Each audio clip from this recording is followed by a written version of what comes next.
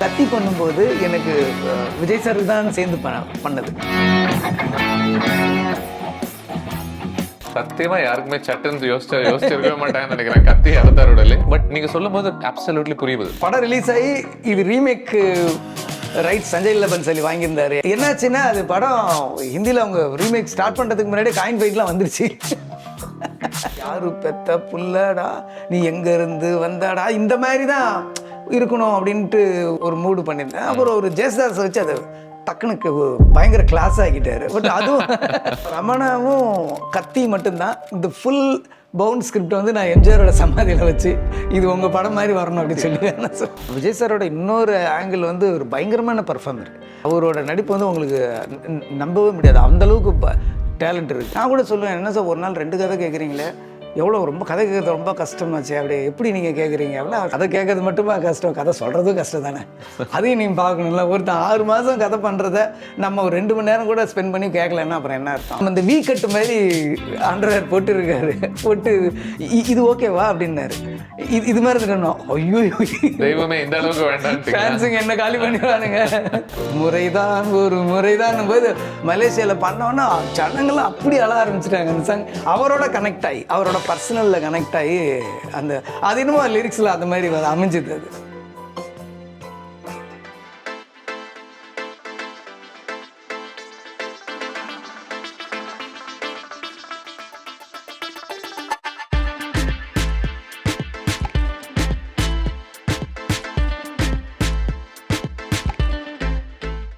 வணக்கம் முருகதா சார். வணக்கம் சார். நான் செம்ம எக்ஸைட்டடாக இருக்கேன். காரணம், நான் ரொம்ப உங்கள் படங்களில் நிறைய ரசிச்சிருக்கேன். அதில் இது ஒரு முக்கியமான ஒரு ஃபில்ம் அப்படின்னே பார்க்குறேன். இந்த ஃப்ளாஷ்பேக் அப்படின்ற ஒரு செக்மெண்ட்டில் எனக்கு என்னென்னா, அந்த படங்களை ரசிக்கிறோம், பயங்கரமாக அது ஹிட் ஆகுது, அதுக்கப்புறமா மூவ் ஆன் பண்ணுறோம், அடுத்த படத்துக்கு போகிறோன்னு ஒன்று ஒரு கல்ச்சர் இப்போ இருக்குல்ல இன்னிய தேதிக்கு.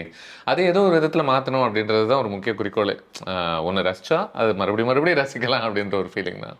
ஸோ அந்த வகையில் கத்தி ஃபில்ம் ரீவிசிட் பண்ணலாம் அப்படின்னு நான் உங்களை கேட்டிருந்தேன். அழைப்பை ஏற்றுக்கிட்டு வந்ததுக்கு மிக்க நன்றி.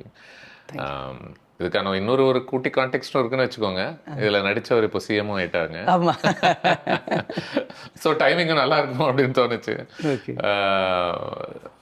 ஒரு சிஎம்ஐ இயக்கின இயக்குனர்களில் அந்த பட்டியலில் உங்கள் பேரே இப்போ போய் சேர்ந்துருச்சுன்னு நினைக்கிறேன். இந்த ஒரு டெவலப்மெண்ட் வந்து ஒரு படத்துக்கு ஏதோ ஒரு வகையில் ஒரு லெகசி வேல்யூக்கு உதவும் அப்படின்னு நினைக்கிறீங்களா? நீங்கள் அதை எப்படி பார்க்குறீங்க? கண்டிப்பாக ஒரு எப்பயுமே ஒரு ஹிட்டு ஃபில்ம் வந்து அது சம்மந்தப்பட்ட ஒரு ஹீரோ வந்து அவங்களோட வளர்ச்சி வந்து அந்த ஹிட்டை இன்னமும் லைவாகவே வச்சிட்ருக்கும். ஸோ எந்த ஹிட்டுக்குமே அந்த ஹீரோவோட இப்போ ப்ரெசண்ட்டும் வந்து ஒரு கனெக்ட் ஆகிக்கிட்டு தான் இருக்கும். அந்த வகையில் நானே பார்க்குறேன், நிறைய கத்தி சர்க்கார் இதெல்லாம் வந்து மறுபடியும் நிறைய கண்ணில் படுது. ஸோ அது எப்பயுமே வரைக்கும் எது யூஸ்வலாக உங்கள் கண்ணில் பட்டுக்கிட்டே இருக்குது? எந்த இமேஜ்? அந்த கிளைமேக்ஸு டைலாக்ஸு அந்த மாதிரி இது அப்பப்போ சம்பவம், அது அந்தந்த சுச்சுவேஷனுக்கு தகுந்த மாதிரி ஏதாவது ஒன்று வந்துட்டு அந்த டைமில் நீங்கள் ஒர்க் பண்ணும்போதே இந்த நோக்கம் இருந்ததா? அது ஏதோ ஒரு விதத்தில் அந்த சமூக அக்கறை அப்படின்ற ஒரு விஷயத்த இந்த ஸ்கிரிப்டில் இன்னும் ஸ்ட்ராங்காகவே இருக்கும்ல, துப்பாக்கியை விட இந்த ஸ்கிரிப்டுக்குள்ளே வராங்க, எல்லாரையும் காப்பாற்றுறாங்க அப்படின்ற ஒரு சேவியர் அப்படின்ற ஒரு ஃபீலிங்கை ஏதோ ஒரு வகையில் இந்த படமும் ஸ்ட்ராங்காகவே ஏற்படுத்துது. அதுக்கான நோக்கம் அந்த படம் சார்ந்து மட்டுமேவா, இல்லை இந்த வேலை அந்த டைம்ல இருந்தே நடக்க ஆரம்பிச்சதா நீங்கள் பார்க்குறீங்களா? இல்லை, நான் எப்பயுமே வந்து ரமணா ஒரு டைப் ஆஃப் ஃபில்மு, வந்து கஜினி துப்பாக்கி இதெல்லாம் ஒரு டைப்பு. ஸோ ரமணாக்கு அப்புறம் ஒரு டயலாக் ஓரியன்டட் ஃபில்ம் ரொம்ப நாள் ஆச்சு நான் பண்ணி. பேசிக்காக நான் வந்து டயலாக் ரைட்டர்கிட்ட அசிஸ்டண்ட்டாக இருந்து அந்த ப்ராக்டிஸ் இருக்கிறதுனால ஒரு டயலாக் வச்சு ஒரு படம் பண்ணணும்னு எனக்குள்ளே ஒரு ஐடியா இருந்தது. ஸோ அந்த மாதிரி ரமணா டைப்பில் ஒரு படம் பண்ணணும். ஸோ அது ஒரு சொசைட்டி கனெக்ட் ஆகிற மாதிரி இருக்கணும் அப்படின்னு ஒன்று நினச்சிக்கிட்டு இருக்கும்போது அப்படி தான் இது இந்த ஸ்கிரிப்ட் ஸ்டார்ட் ஆச்சு. ஓகே. ஸோ எந்த விதத்துலையுமே வருங்காலத்தில் அரசியல் நோக்கங்களுக்காக இன்றைக்கே கொஞ்சம் இந்த அந்த சோஷியல் ஃபீலிங்கை ஸ்ட்ராங்காக ஆக்கணும் அப்படின்றதெல்லாம் கண்டிப்பாக இல்லை, எப்பயுமே அது இல்லை. அந்த சுச்சுவேஷனுக்கு நம்மளோட மூடு, ஹீரோவோட மூடு, சரி இப்படி ஒரு படம் இருக்கும். சர்க்காரும் அதே போல தானே? ஆமாம். துப்பாக்கியிலேருந்து கம்ப்ளீட்டு வித்தியாசமாக இருக்கணும்னு சொல்லிட்டு தான் கத்தி பண்ணோம். ஸோ அந்த மாதிரி ஸ்டார்ட் பண்ணது. ஓகே. இந்த படத்தோட நான் ரசித்த பல நுணுக்கங்கள் இருக்குது இந்த ஃபிலிம்குள்ளே. அப்படியே குரோனாலாஜிக்கலாகவே நம்ம போவோம் அப்படின்னு நினைக்கிறேன். எடுத்த உடனே நீங்கள் வந்து இஃப் ஐ ரிமெம்பர் ரைட், முதல்ல அந்த ஜெயில இருந்து தப்பிக்கக்கூடிய ஒரு மோமெண்ட் ஒன்று காமிச்சிட்டு 30 நிமிஷத்துக்கு முன்னாடி அப்படின்ற ஒரு ஐடியா எடுத்த உடனே வந்துருது.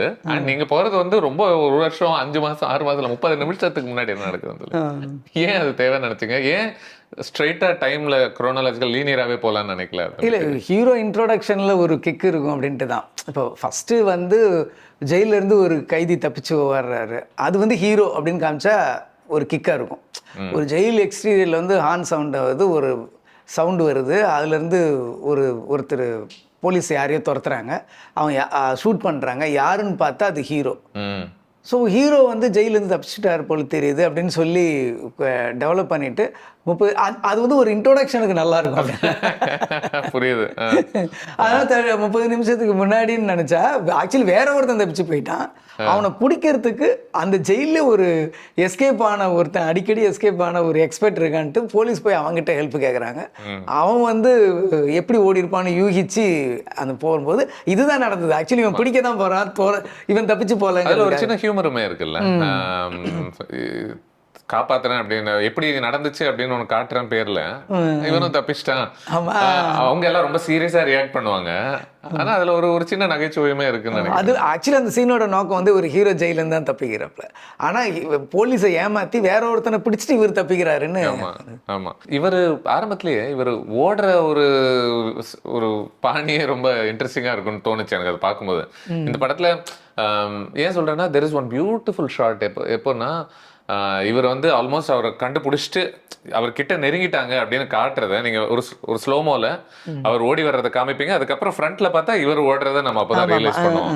எனக்கு அந்த ஷார்ட் கம்போஸ் பண்ண விதமே எனக்கு ரொம்ப பிடிச்சிருச்சு.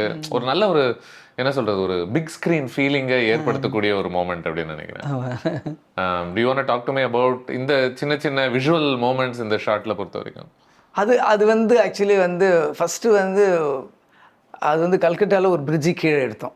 அது எங்களுக்கு வந்து சீன் படி இவ்வளோ உயரத்துக்கு புல் வேணும்.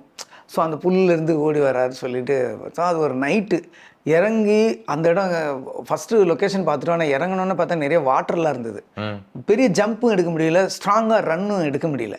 ஐயோன்னு சொல்லிட்டு அப்புறம் அந்த பிரிட்ஜெல்லாம் கம்போஸ் பண்ணி ஒரு ஒயிட் ஷாட் மட்டும் எடுத்துட்டு வச்சு பார்த்தா அது கரெக்டான ஃபீல் கிடைக்கல ஹீரோ இன்ட்ரோடக்ஷனுக்கு. ஸோ ஃபேன்ஸு தீபாவளி இன்னைக்கு ரிலீஸ் பண்ணது.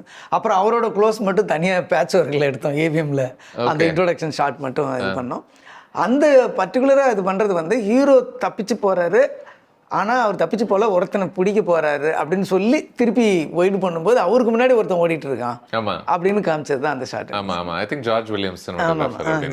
எனக்கு அவருடைய ஒர்க் ரொம்ப பிடிச்சது இந்த ஃபிலிம்ல. ராஜாராணி பண்ணி அந்த படம் ரிலீஸ்க்கு முன்னாடியே நான் கமிட் பண்ணிட்டேன். நான் டபுள் பாசிட்டிவ்லாம் பார்த்தோன்னே ரொம்ப நல்லா பண்ணியிருக்காரு. ஸோ இதுக்கு ஒரு யங்காக ஒரு டிஓபி தேவைப்படுதுன்ட்டு தான் ஜார்ஜ் நாங்கள் அது கமிட் பண்ணியிருந்தோம்.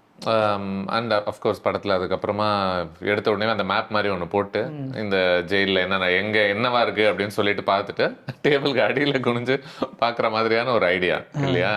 இன்னைக்கு அது வந்து ஒரு மறக்க முடியாத விஷுவல் ஐடியாவாகவே எல்லார் மனசுலையும் இடம் பெற்றிருக்கு. காரணம் அந்த கிராஃபிக்ஸ் வருவதாக இருக்கட்டும், அனியோட மியூசிக்காக இருக்கட்டும் அந்த ஸ்பேஸ்க்குள்ள. பட் அந்த கிராஃபிக்ஸ் இல்லாமல் இது சிரிச்சிருவாங்களோ இதை பார்த்துட்டு அப்படின்ற ஒரு ஃபீலிங் கூட வந்திருக்கலாமா என்னன்னு எனக்கு தெரியல. ஏன்னா மேல ஒருத்த மேப் போடுறான் டேபிள் மேல, என்னடா அடியில போய் எதையும் பாக்குறானே அப்படின்ற ஒரு ஃபீலிங். ஆனா கொஞ்சம் கூட அது வரல. அது வந்து மியூசிக்கோட பில்டப் ஒன்று.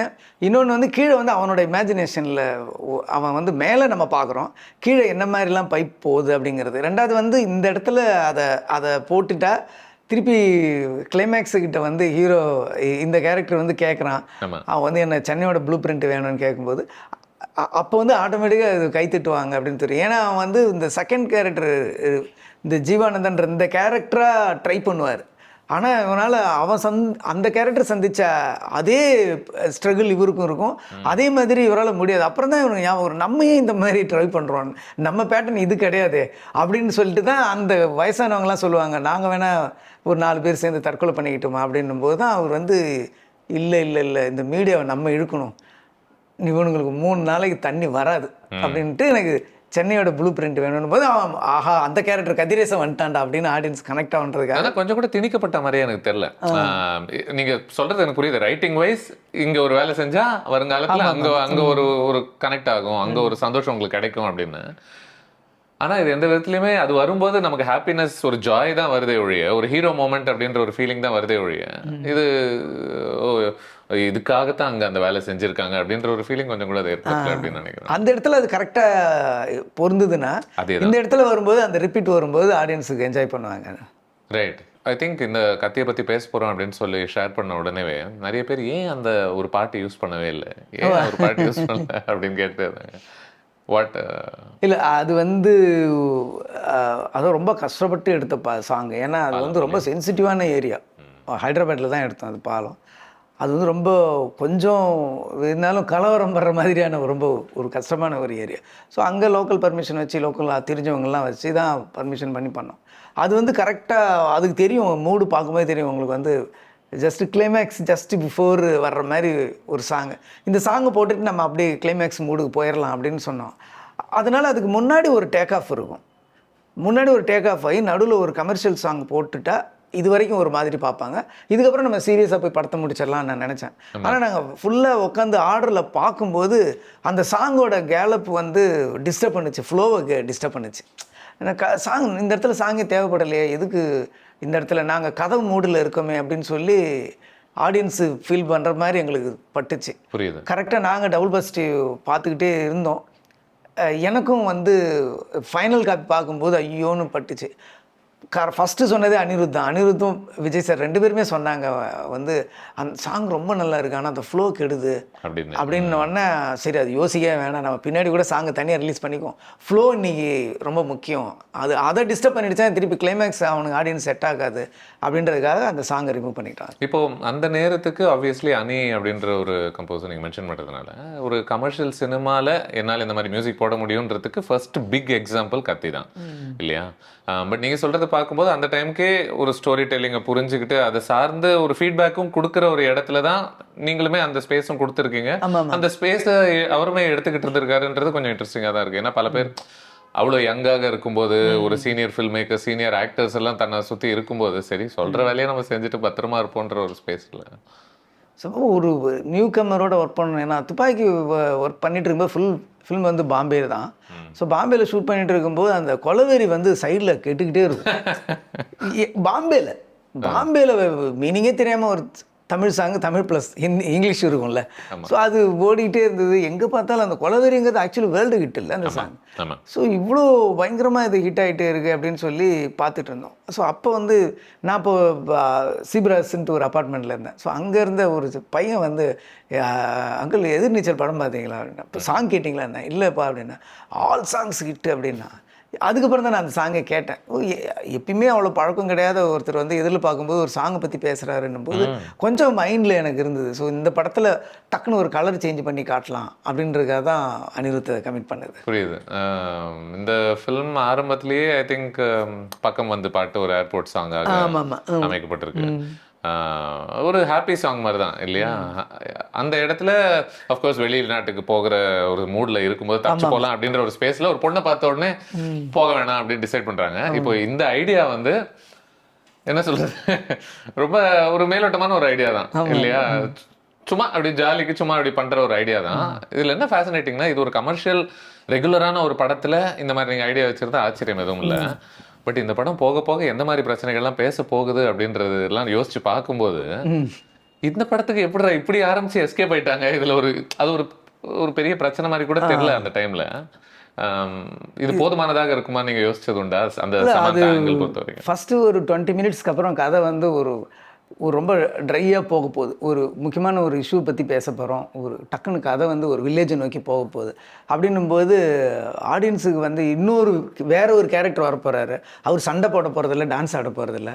ஸோ அந்த கேரக்டரை காட்டும்போது அவரோட ஹார்ட்கோர் ஃபேன்ஸுக்கு வந்து அதை பிகினிங்கில் வந்து அவங்களுக்கு சாட்டிஸ்ஃபை பண்ணிட்டா இந்த மூடு அவங்க ரசிப்பாங்க அப்படின்றதுக்காக தான் அந்த மாதிரி சாங் போட்டேன். ஆனால் இந்த சாங்குக்கு வந்து ஒரு ஹீரோ இன்ட்ரோடக்ஷன் சாங் மாதிரியான அந்த லோக்கல் ஃபோக்கெலாம் பண்ண முடியாது.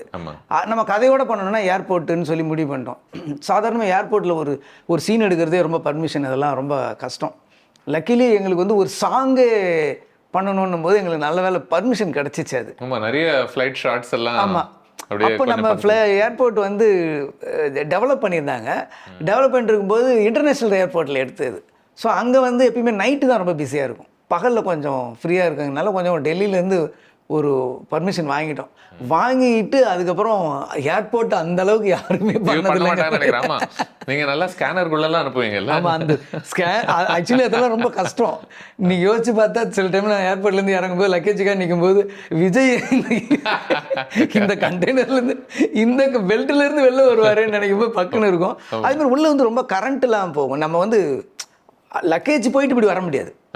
அந்த வழியாக வந்தால் உள்ள பயங்கரமாக கரண்ட் இது இருக்கும். அதனால் நீங்கள் கண்டெய்னரில் அவர் உட்காந்து அதை கொஞ்சம் கொஞ்சம் உள்ளே போயிட்டு உள்ளேருந்து திருப்பி ஆன் பண்ணி கண்டெய்னர்லேருந்து வெளில வருவார்.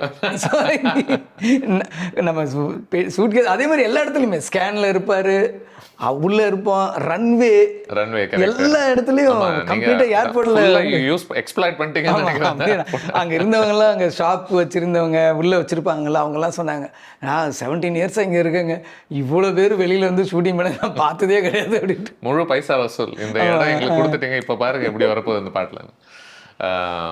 இதில் டபுள் ஆக்ஷன் கதிரேசன், ஜீவானந்தம் அப்படின்ற ஒரு கேரக்டர்ஸ். ரொம்ப யூனிக்கான ஒரு விஷயம் என்ன அப்படின்னா, எந்த விதத்துலையுமே அவங்க ஒரே குடும்பம், ரிலேட்டடு, ட்வின்ஸு, இந்த ஐடியா தான் யூஸ்வலாக சொல்லப்படுது. ஏன்னா நிறைய பேரோட கவலை வந்து எப்படி பார்க்கறதுக்கு ஒரே மாதிரி 2 பேர் இருப்பாங்க அப்படின்றதுக்கு நான் கன்வின்ஸ் பண்ணுறதுக்கு ஏதோ ஒரு ஐடியா தேவை அப்படின்னு நினைப்பாங்க.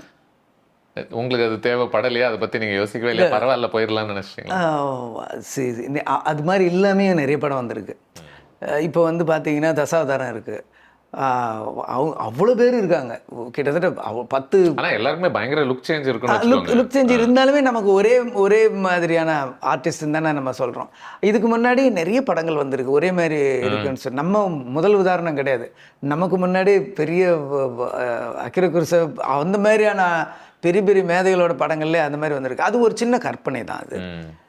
என்னை பொறுத்த வரைக்கும் கத்தி வந்து நம்ம ஸ்டார்ட் பண்ணணுன்றது, இந்த கதையோட புள்ளியே நம்ம ஸ்டார்ட் பண்ண விதமே வந்து நான் வந்து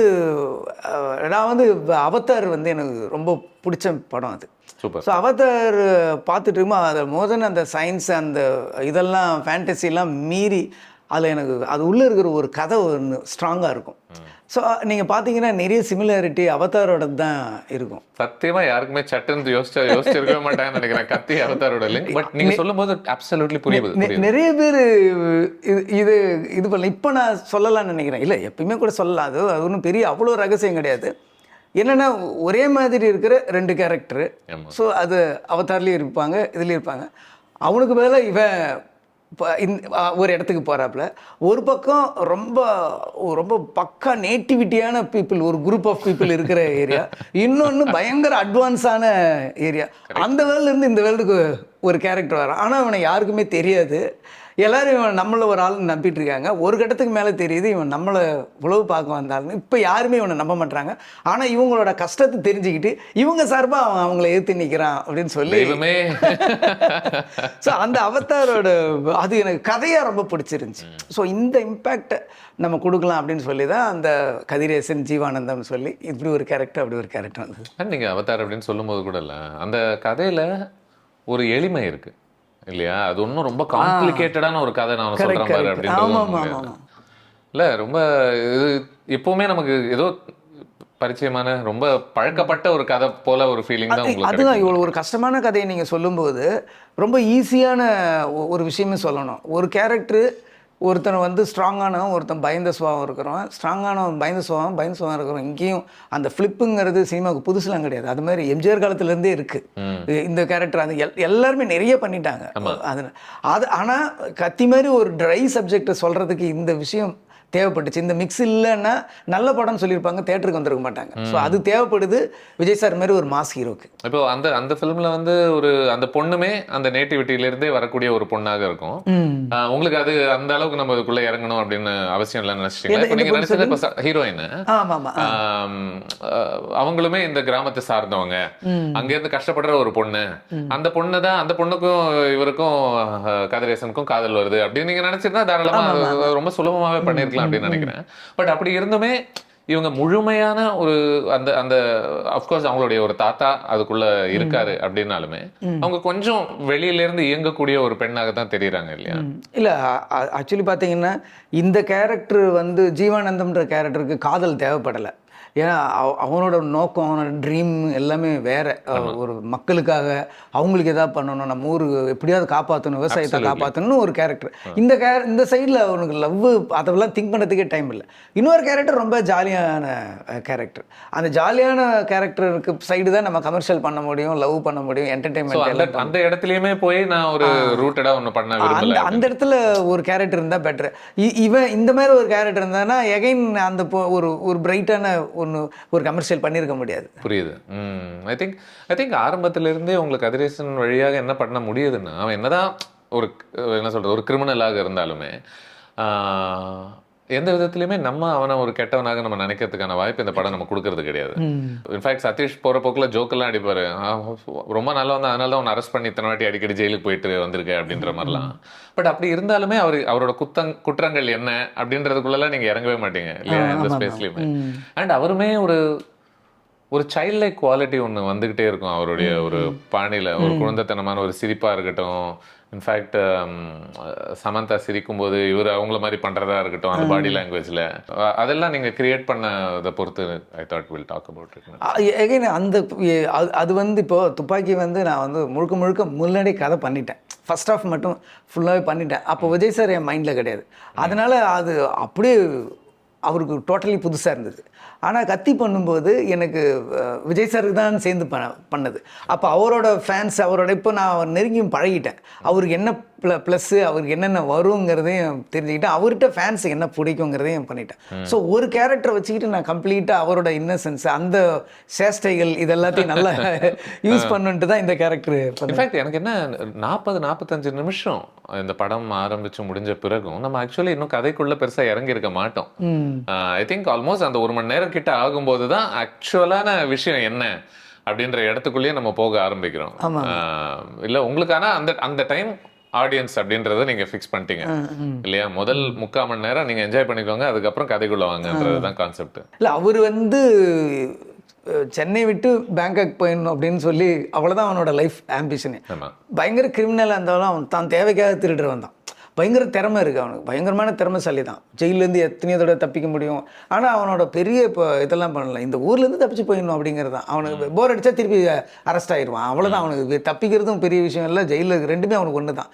அந்த மாதிரி ஒரு இன்னசென்ட்டான ஒரு கேரக்டர் அப்படின்னும் போது அவன் ஸ்லோவாக இதுக்குள்ளே எப்படி வரான் அப்படின்னு வந்தால், ஸோ அவங்க லைஃப்பில் ஒரு பணம் வருது, ஒரு பொண்ணு வருது. அந்த பொண்ணு வரணும் வந்தோடனே இந்த இடத்துல இருக்கணும்னு நினைக்கிறான். ஆனால் மர்மமாக இருக்குது, தான் ரீப்ளேஸ் பண்ண ஒருத்தனுக்காக இத்தனை பேர் சூசைட் பண்ணியிருக்கானுங்க அப்படின்னு சொல்கிற அந்த பயம் வருது. அவனை கொல்றதுக்கு எங்கேருந்தோ ஆளுங்கள்லாம் வராங்கன்னா, இப்போ நம்மளை விட பயங்கரமானவன் இவன் தான் அப்படிங்கிற ஒரு ஆர்வம் ஆடியன்ஸுக்கு கொஞ்சம் கொஞ்சமாக கொண்டு போயிட்டு, அதுக்கப்புறம் ஆக்சுவலி அவன் யார் அப்படின்னு சொல்லி சொல்கிற இந்த விஷயத்தை எந்த விதத்துலையுமே நீங்கள் ஒரு வசனம் வழியாக கூட நீங்கள் சொல்லியிருக்க மாட்டீங்க. எங்கன்னா நீங்கள் நினச்சிருந்தா கதிரேசன் வந்து இல்லை என்னோட ஜீவா நீ பண்ணுறது தான் பெரிய விஷயம், நீ தான் பெரிய ஆள் அப்படின்றத அவன் எந்த இடத்துலையுமே ஒரு டைலாகாக அவன் சொல்லியிருக்க மாட்டான் அந்த ஸ்கிரிப்டில்.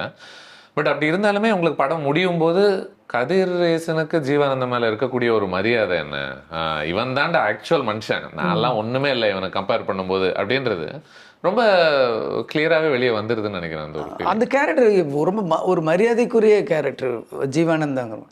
ஸோ அதுதான் ஒரு பேசும்போது கூட, ஈவன் ஷூட்டிங் ஸ்பாட்டில் கூட நாங்கள் அந்த கேரக்டர் பற்றி பேசும்போது அவன் சொல்ல மாட்டோம், அவருன்னு தான் சொல்லுவாங்க.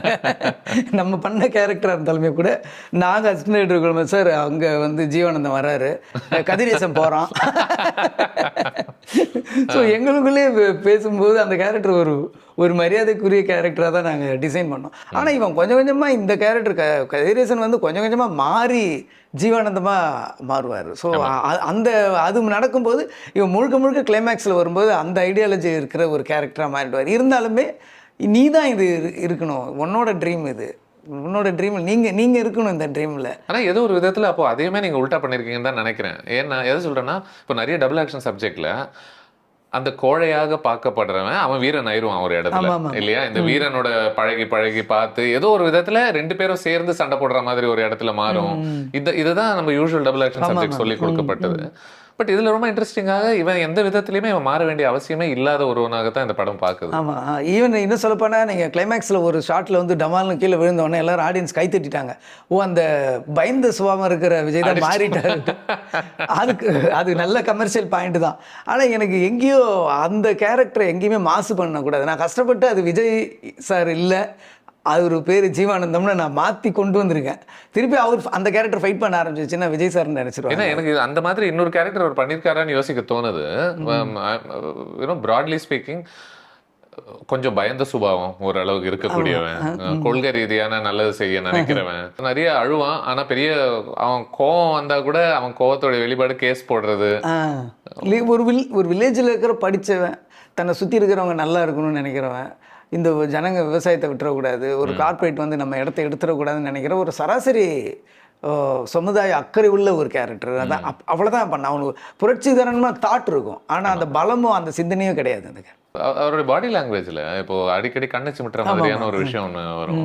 அது வந்து முக்கியமா இந்த 2 பேருக்கு மத்தியில ஒரு வித்தியாசத்தை காமிக்கணும் அப்படின்றதுக்காகவா இல்லை அந்த கேரக்டருக்காக அந்த கேரக்டரை டிசைன் பண்ணும்போது அதுக்கான பர்ஃபார்மன்ஸ் பண்ணும்போது அது விஜய் சாராக பண்ணது அந்த பர்ஃபார்மன்ஸ். ஸோ அது நல்லா இருக்குன்னு சொல்லி ஒரு ஃபஸ்ட்டு அதை பற்றின ஒரு சீன் எடுக்கும்போது பேசும்போது ஒரு க்ளோஸ்அப்பில் பண்ண உடனே அது எங்களுக்கு ரொம்ப பிடிச்சிருந்தது. ஸோ அப்புறம் மிச்சம் எல்லா டைம்லேயும் வந்து சார் அந்த மேனரிசம் பண்ணுங்கள் நம்ம ஞாபகப்படுத்தினா திருப்பி அதை பண்ண ஆரம்பித்தார். ஸோ அதை ஃபஸ்ட்டு பண்ணது அவர்.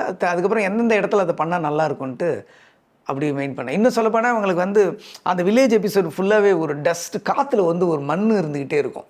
அதுக்கு வந்து இன்னும் கீழே அசினாட்டு உட்காந்துட்டு மண் தட்டிக்கிட்டே இருப்பாங்க. ஏன்னா எனக்கு வந்து அந்த ஸ்க்ரீனில் வந்து ஒரு புழுதி வேணும் அப்படின்னு பட்டுச்சு. அந்த நீங்கள் நம்ம இப்படி பார்க்குறோம்ல, கிளியர்ஸ் வியூ இருக்குல்ல, இந்த இது இல்லாமல் ஒரு டஸ்ட் இருக்கணும் அப்படின்னு சொல்லி ட்ரை பண்ணது அது. ஸோ அந்த டைம்லேயும் அந்த கண்ணு இதெல்லாம் பண்ணிட்டு ரொம்ப இதாக பண்ணியிருப்பாரு. அண்ட் ஐ திங்க் நீங்கள் ஈவன் டோனாக நீங்கள் அப்ரோச் பண்ணது அந்த போர்ஷன்ஸ் எல்லாமே ஒரு விதமான ஒரு கிரே ஃபீலிங் ஒன்று இருக்கும் இல்லையா? ரொம்ப ட்ரையான, ஏதோ ஒரு பாலைவனத்தில் ஷூட் பண்ணால் எப்படி இருக்கும் அப்படின்ற அந்த ஒரு ட்ரையான ஒரு ஃபீலிங் கூட வந்துகிட்டே இருக்கும்னு நினைக்கிறேன். ரொம்ப கலர்ஃபுல்லாக கூட இருக்கவே இருக்காது அந்த ஸ்பேஸ். நான் வந்து ஒரு க்ரீன் கூட இருக்கக்கூடாது, ஒரு முள்ளு செடி கூட பச்சையாக இருக்கக்கூடாது அப்படின்னு சொல்லி தான் லொக்கேஷன் தேடணும். ஒரு செடி கூட இருக்கவே கூடாது. ஆனால் அப்படி ஒரு இடம் கிடைக்கிறது ரொம்ப கஷ்டமாக போச்சு. ரொம்ப இங்கே கடப்பாக்காந்தானே போயிட்டு ஒரு கிராமத்தில் போய் ட்ரை பண்ணும்போது அங்கே ஒரே பாறை இந்த மாதிரி இருந்தது. ஆனால் தூரத்தில் ஏதோ ஒரு முள்ளு செடி இருக்குது, பச்சை இருக்குது. அப்போ ஐயோ என்ன இது பச்சை இல்லாமல் க்ரீன்லேயும் இருக்கக்கூடாது எனக்கு ஸ்க்ரீனில் அப்படின்னு. இல்லை நான் அது கிரேடில் பண்ணிக்கிறேன் அப்படின்னு சொல்லி ஜார்ஜ் வந்து ஒரு டோன் செட் பண்ணார். ஒரு ட்ரைனஸ் வந்து அந்த ஃப்ரேமில் இருக்கிற மாதிரி செட் பண்ணி. ஆமாம் ப்ராபப்ளி அதுக்கப்புறம் தான் அந்த முதல் ஃபைட் ஒன்று நடக்குது இல்லையா? இன்டர்வியூ பண்ண வர்ற அந்த 2 பொண்ணுங்க அப்படின்ற ஒரு ஸ்பேஸ்க்குள்ள. ஃபர்ஸ்ட் ஆஃப் ஆல் நீங்கள் ஜார்ஜ்னு சொன்னதுனால எனக்கு அந்த ஹோல் சீக்வன்ஸை நீங்கள் ஷூட் பண்ணது தான் எனக்கு ரொம்ப பிடிக்கும். ரொம்ப ரொம்ப ஸ்டைலிஷான ஒரு ஃபைட் சீக்வன்ஸாகவே பார்க்குறேன் நான். அஃப்கோர்ஸ் இன்னைய தேதிக்கு காயின் ஃபைட் எல்லாருக்குமே ரொம்ப பிடிச்ச ஒரு ஃபைட்டாக இருக்கு. பட் அதில் இருக்கக்கூடிய ஒரு ஒர்க் வந்து ரொம்ப எஸ்தட்டிக்காக ரொம்ப அழகாக இருந்த ஒரு ஃபைட் அப்படின்னு நினைக்கிறேன். இன்ஃபேக்ட் டக்குன்னு அங்கே ஒரு பின்னாடி இது போல ஒரு பெரிய ஃப்ரெஞ்ச் விண்டோ மாதிரி ஒன்று இருக்கும் நடுவில். அதுலேருந்து வரக்கூடிய ஒரு வெளிச்சம் கான்ஸ்டன்டா இவரை சிலுவேட் மாதிரி ஒன்று மாற்றிக்கிட்டே இருக்கும். நிறைய ஸ்லோமோ ஷார்ட்ஸ். அனியோட மியூசிக்குமே ரொம்ப லவுடாகவே இருக்கவே இருக்காது, ரொம்ப அமைதியாக இருக்கும்ல ஆரம்பத்துலலாம். Talk to me about that. அது நம்ம ஏற்கனவே இதை பற்றி சொல்லிக்க நினைக்கிறோம். அது அந்த ஆக்ஷன் மட்டுமே ஒரு பெரிய ரிஹர்சல் பண்ணது. ரிஹர்சல்னால் ஃபைட் மாஸ்டர் மட்டும் கிடையாது, நான் டோட்டல் யூனிட்டு. ஏன்னா பெரிய ஃபுல் அது செட்டு வந்து, ஸோ அந்த செட்டுக்கு கம்ப்ளீட்டாக லைட் பண்ணி வெளியில் ஜென்ரேட்டர் இருக்கும், அங்கேருந்து மெயின் சுவிட்சு இப்படி இருக்கும். ஸோ சினிமாவில் நடிக்கிறவங்க மட்டும் இல்லை, லைட் ஆஃபீஸர்ஸு வெளியில் இருக்கிறவங்க அவங்க வரைக்கும் நடிக்கணும். ஸோ இந்த கம்யூனிகேஷன் வந்து டைம் மாறக்கூடாது. ஸோ நான் வந்து லைட் ஆஃப் சொல்லி அந்த டைமில் வந்து கேமராமேன் அவர் வாக்கியில் இன்ஃபார்ம் பண்ணி அதுக்கப்புறம் அவங்க மெயினை ஆஃப் பண்ணும்போது அந்த டைமிங்கில் வந்து இப்படி வராரு அப்படின்னா அந்த இடத்துல ஆஃப் ஆகி அப்படியே ஒரு சில் அவுட்டில் போகணும். ஸோ இந்த டைமிங்கிறது வந்து கிட்டத்தட்ட ஒரு 100 பேர் சேர்ந்து நடிச்சதுன்னு நினைக்கிறேன். அவ்வளோ பேர் சேர்ந்து பண்ணது அந்த ஒவ்வொரு ஷாட்டுமே. அதுக்கு மேலே அனிருத்து. ஸோ எல்லாமே சரி, ஃபைட் மாஸ்டர் எல்லாமே டோட்டல் யூனிட்டுமே அலர்ட்டாக இருந்து பண்ண சீக்வன்ஸ் அது. இந்த 2 கேரக்டர்ஸ் மத்தியில் ஜீவானந்தத்துக்கும் கதிரேசனுக்கும் நடுவில் ஒன்றும் பெரிய உருவ மாற்றம் பயங்கரமாக ஒன்றும் இருக்காது இல்லையா? நம்ம பேசுனது கூட ரொம்ப சைகையில் சின்ன சின்ன வேலைகள். அப்படி இருந்தாலும் உங்களுக்கு டக்குன்னு பார்த்த உடனேவே இவன் இதுதான் அப்படின்றத நீங்கள் ரொம்ப சுலபமாகவே நீங்கள் கணிச்சிடலாம். ரொம்ப ரொம்ப ஆப்வியஸாக இவன் வேஷ்டி சட்டை போட்டிருக்கான், அவன் கோட் சூட் போட்டிருக்கான் அப்படின்ற மாதிரியான ஆப்வியஸான மாற்றங்கள் இல்லை. எது உதவுச்சுன்னு நினைக்கிறீங்க? எப்படி நீங்க ஒத்து பார்த்தீங்கன்னா கேரக்டர் ஜீவானந்தம் வந்து கதிரேசனோட கொஞ்சம் ஒல்லியாக இருப்பார். நான் அந்த மாதிரி தான் நம்ம டிசைன் பண்ணோம். இவர் கொஞ்சம் ப்ராடாக இருப்பார். இன்னும் சொல்ல போனே 1 இன்ச்சு இந்த கேரக்டர் ஹைட்டு மாதிரி டிசைன் பண்ணியிருந்தோம். இதெல்லாம் எங்கள் மைண்டில் இருந்தது. அப்புறம் இந்த கேரக்டர் வந்த பிறகு இவன் ஷூ டிஷர்ட்டு இந்த மாதிரி மாடர்னாக தான் இந்த கேரக்டர் வரும். ஆமாம். ஆனால் கொஞ்சம் கொஞ்சமாக அந்த இன்டர்வலுக்கு அப்புறம் செகண்ட் ஆஃப் ஆரம்பிக்கும்போது அதேமாரி ஷர்ட் போடுறது அதேமாரி மாறுறது. ஏன்னா இப்போது நம்ம வந்து ஒரே மாதிரி இருக்கலாம் அப்படின்னு சொல்கிறோம். ஆனால் கம்ப்ளீட்டாக கோட் ஷூட்லாம் அந்தளவுக்கு நம்ம மாற்றினா அவ்வளோ முட்டாள் கிடையாது. இல்லை என்ன இது நீ ஜீவானந்தம் இப்படிலாம் பண்ண மாட்டாங்கன்னு கேட்டுருவாங்கல்ல.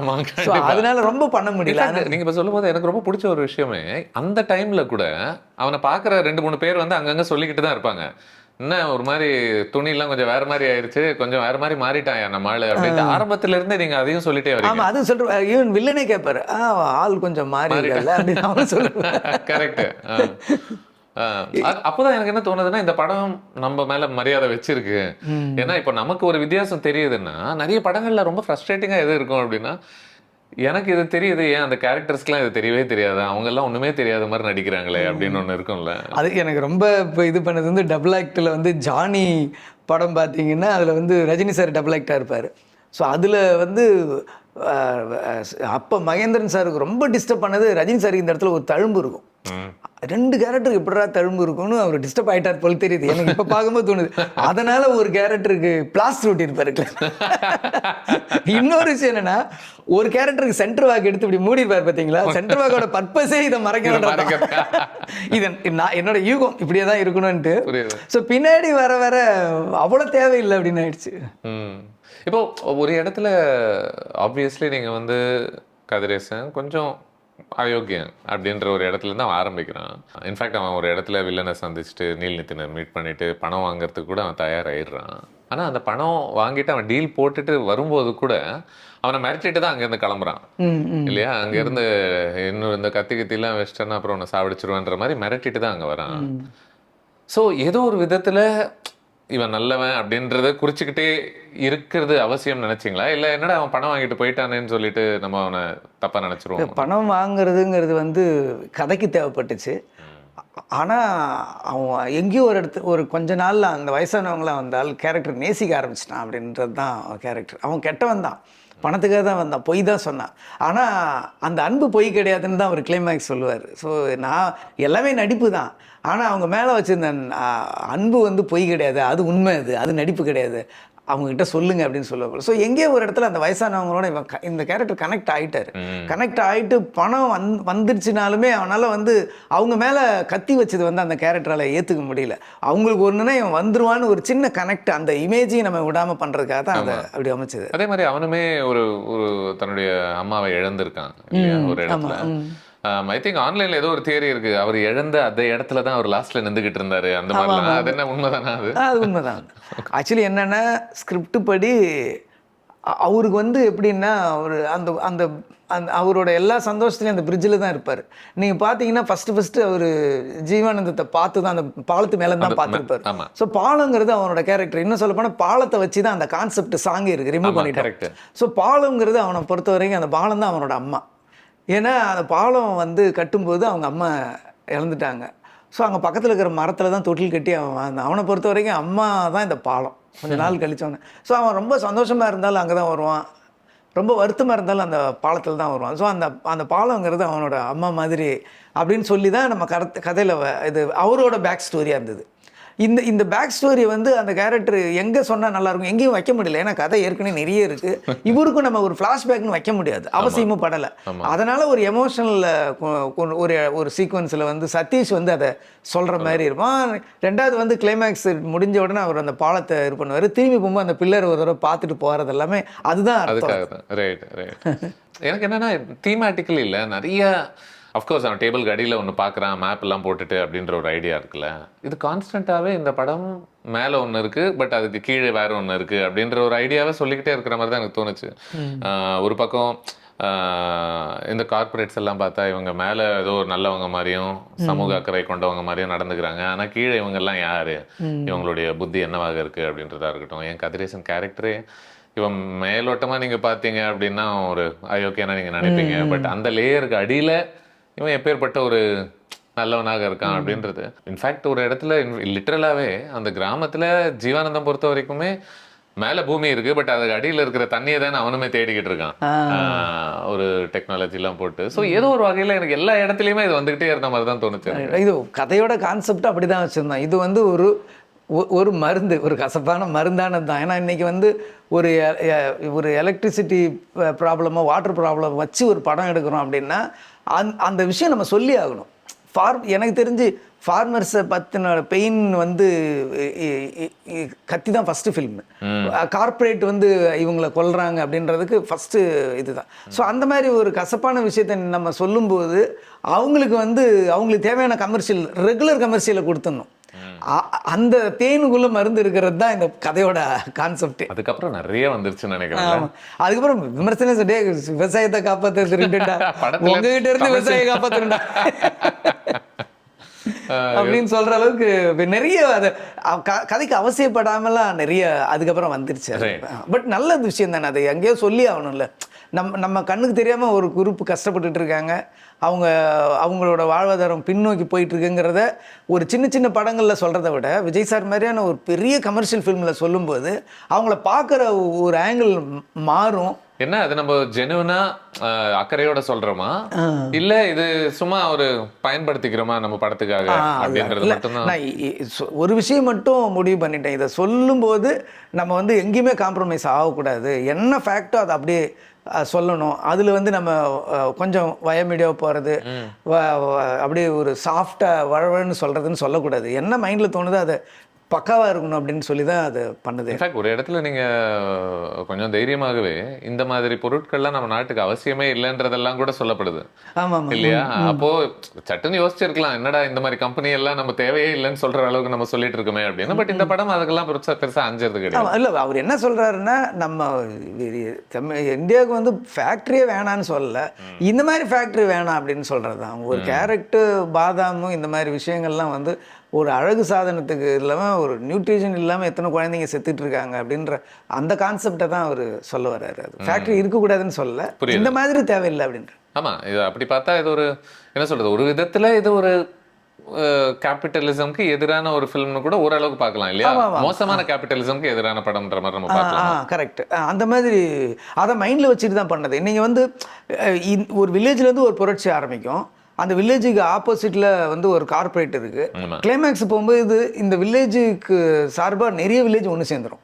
அதே மாதிரி கார்பரேட் சார்பாக கார்பரேட் ஆளுங்க எல்லாருமே ஒன்றா உட்காந்து அவங்க ஒன்று சேர்ந்து ஒருத்தனுக்கும் ஒரு கம்பெனிக்கும்ன்றதை விட தாண்டி பெருசா ஒரு விஷயம். அப்போ என்ன சொல்லுவான், இது நாளைக்கு சக்ஸஸ் ஆயிடுச்சுன்னா நாளைக்கு எல்லாரும் ஒன்றுக்கும் போராட்டம் பிடிப்பான், கொடி பிடிப்பான், ஜனங்க ஒன்று சேர்ந்துருவாங்க. அப்போ இதை சக்ஸஸே பண்ணக்கூடாதுன்னு காம்படேட்டிவ் கம்பெனிங்களாம் ஒன்று சேர்ந்துருவானுங்க.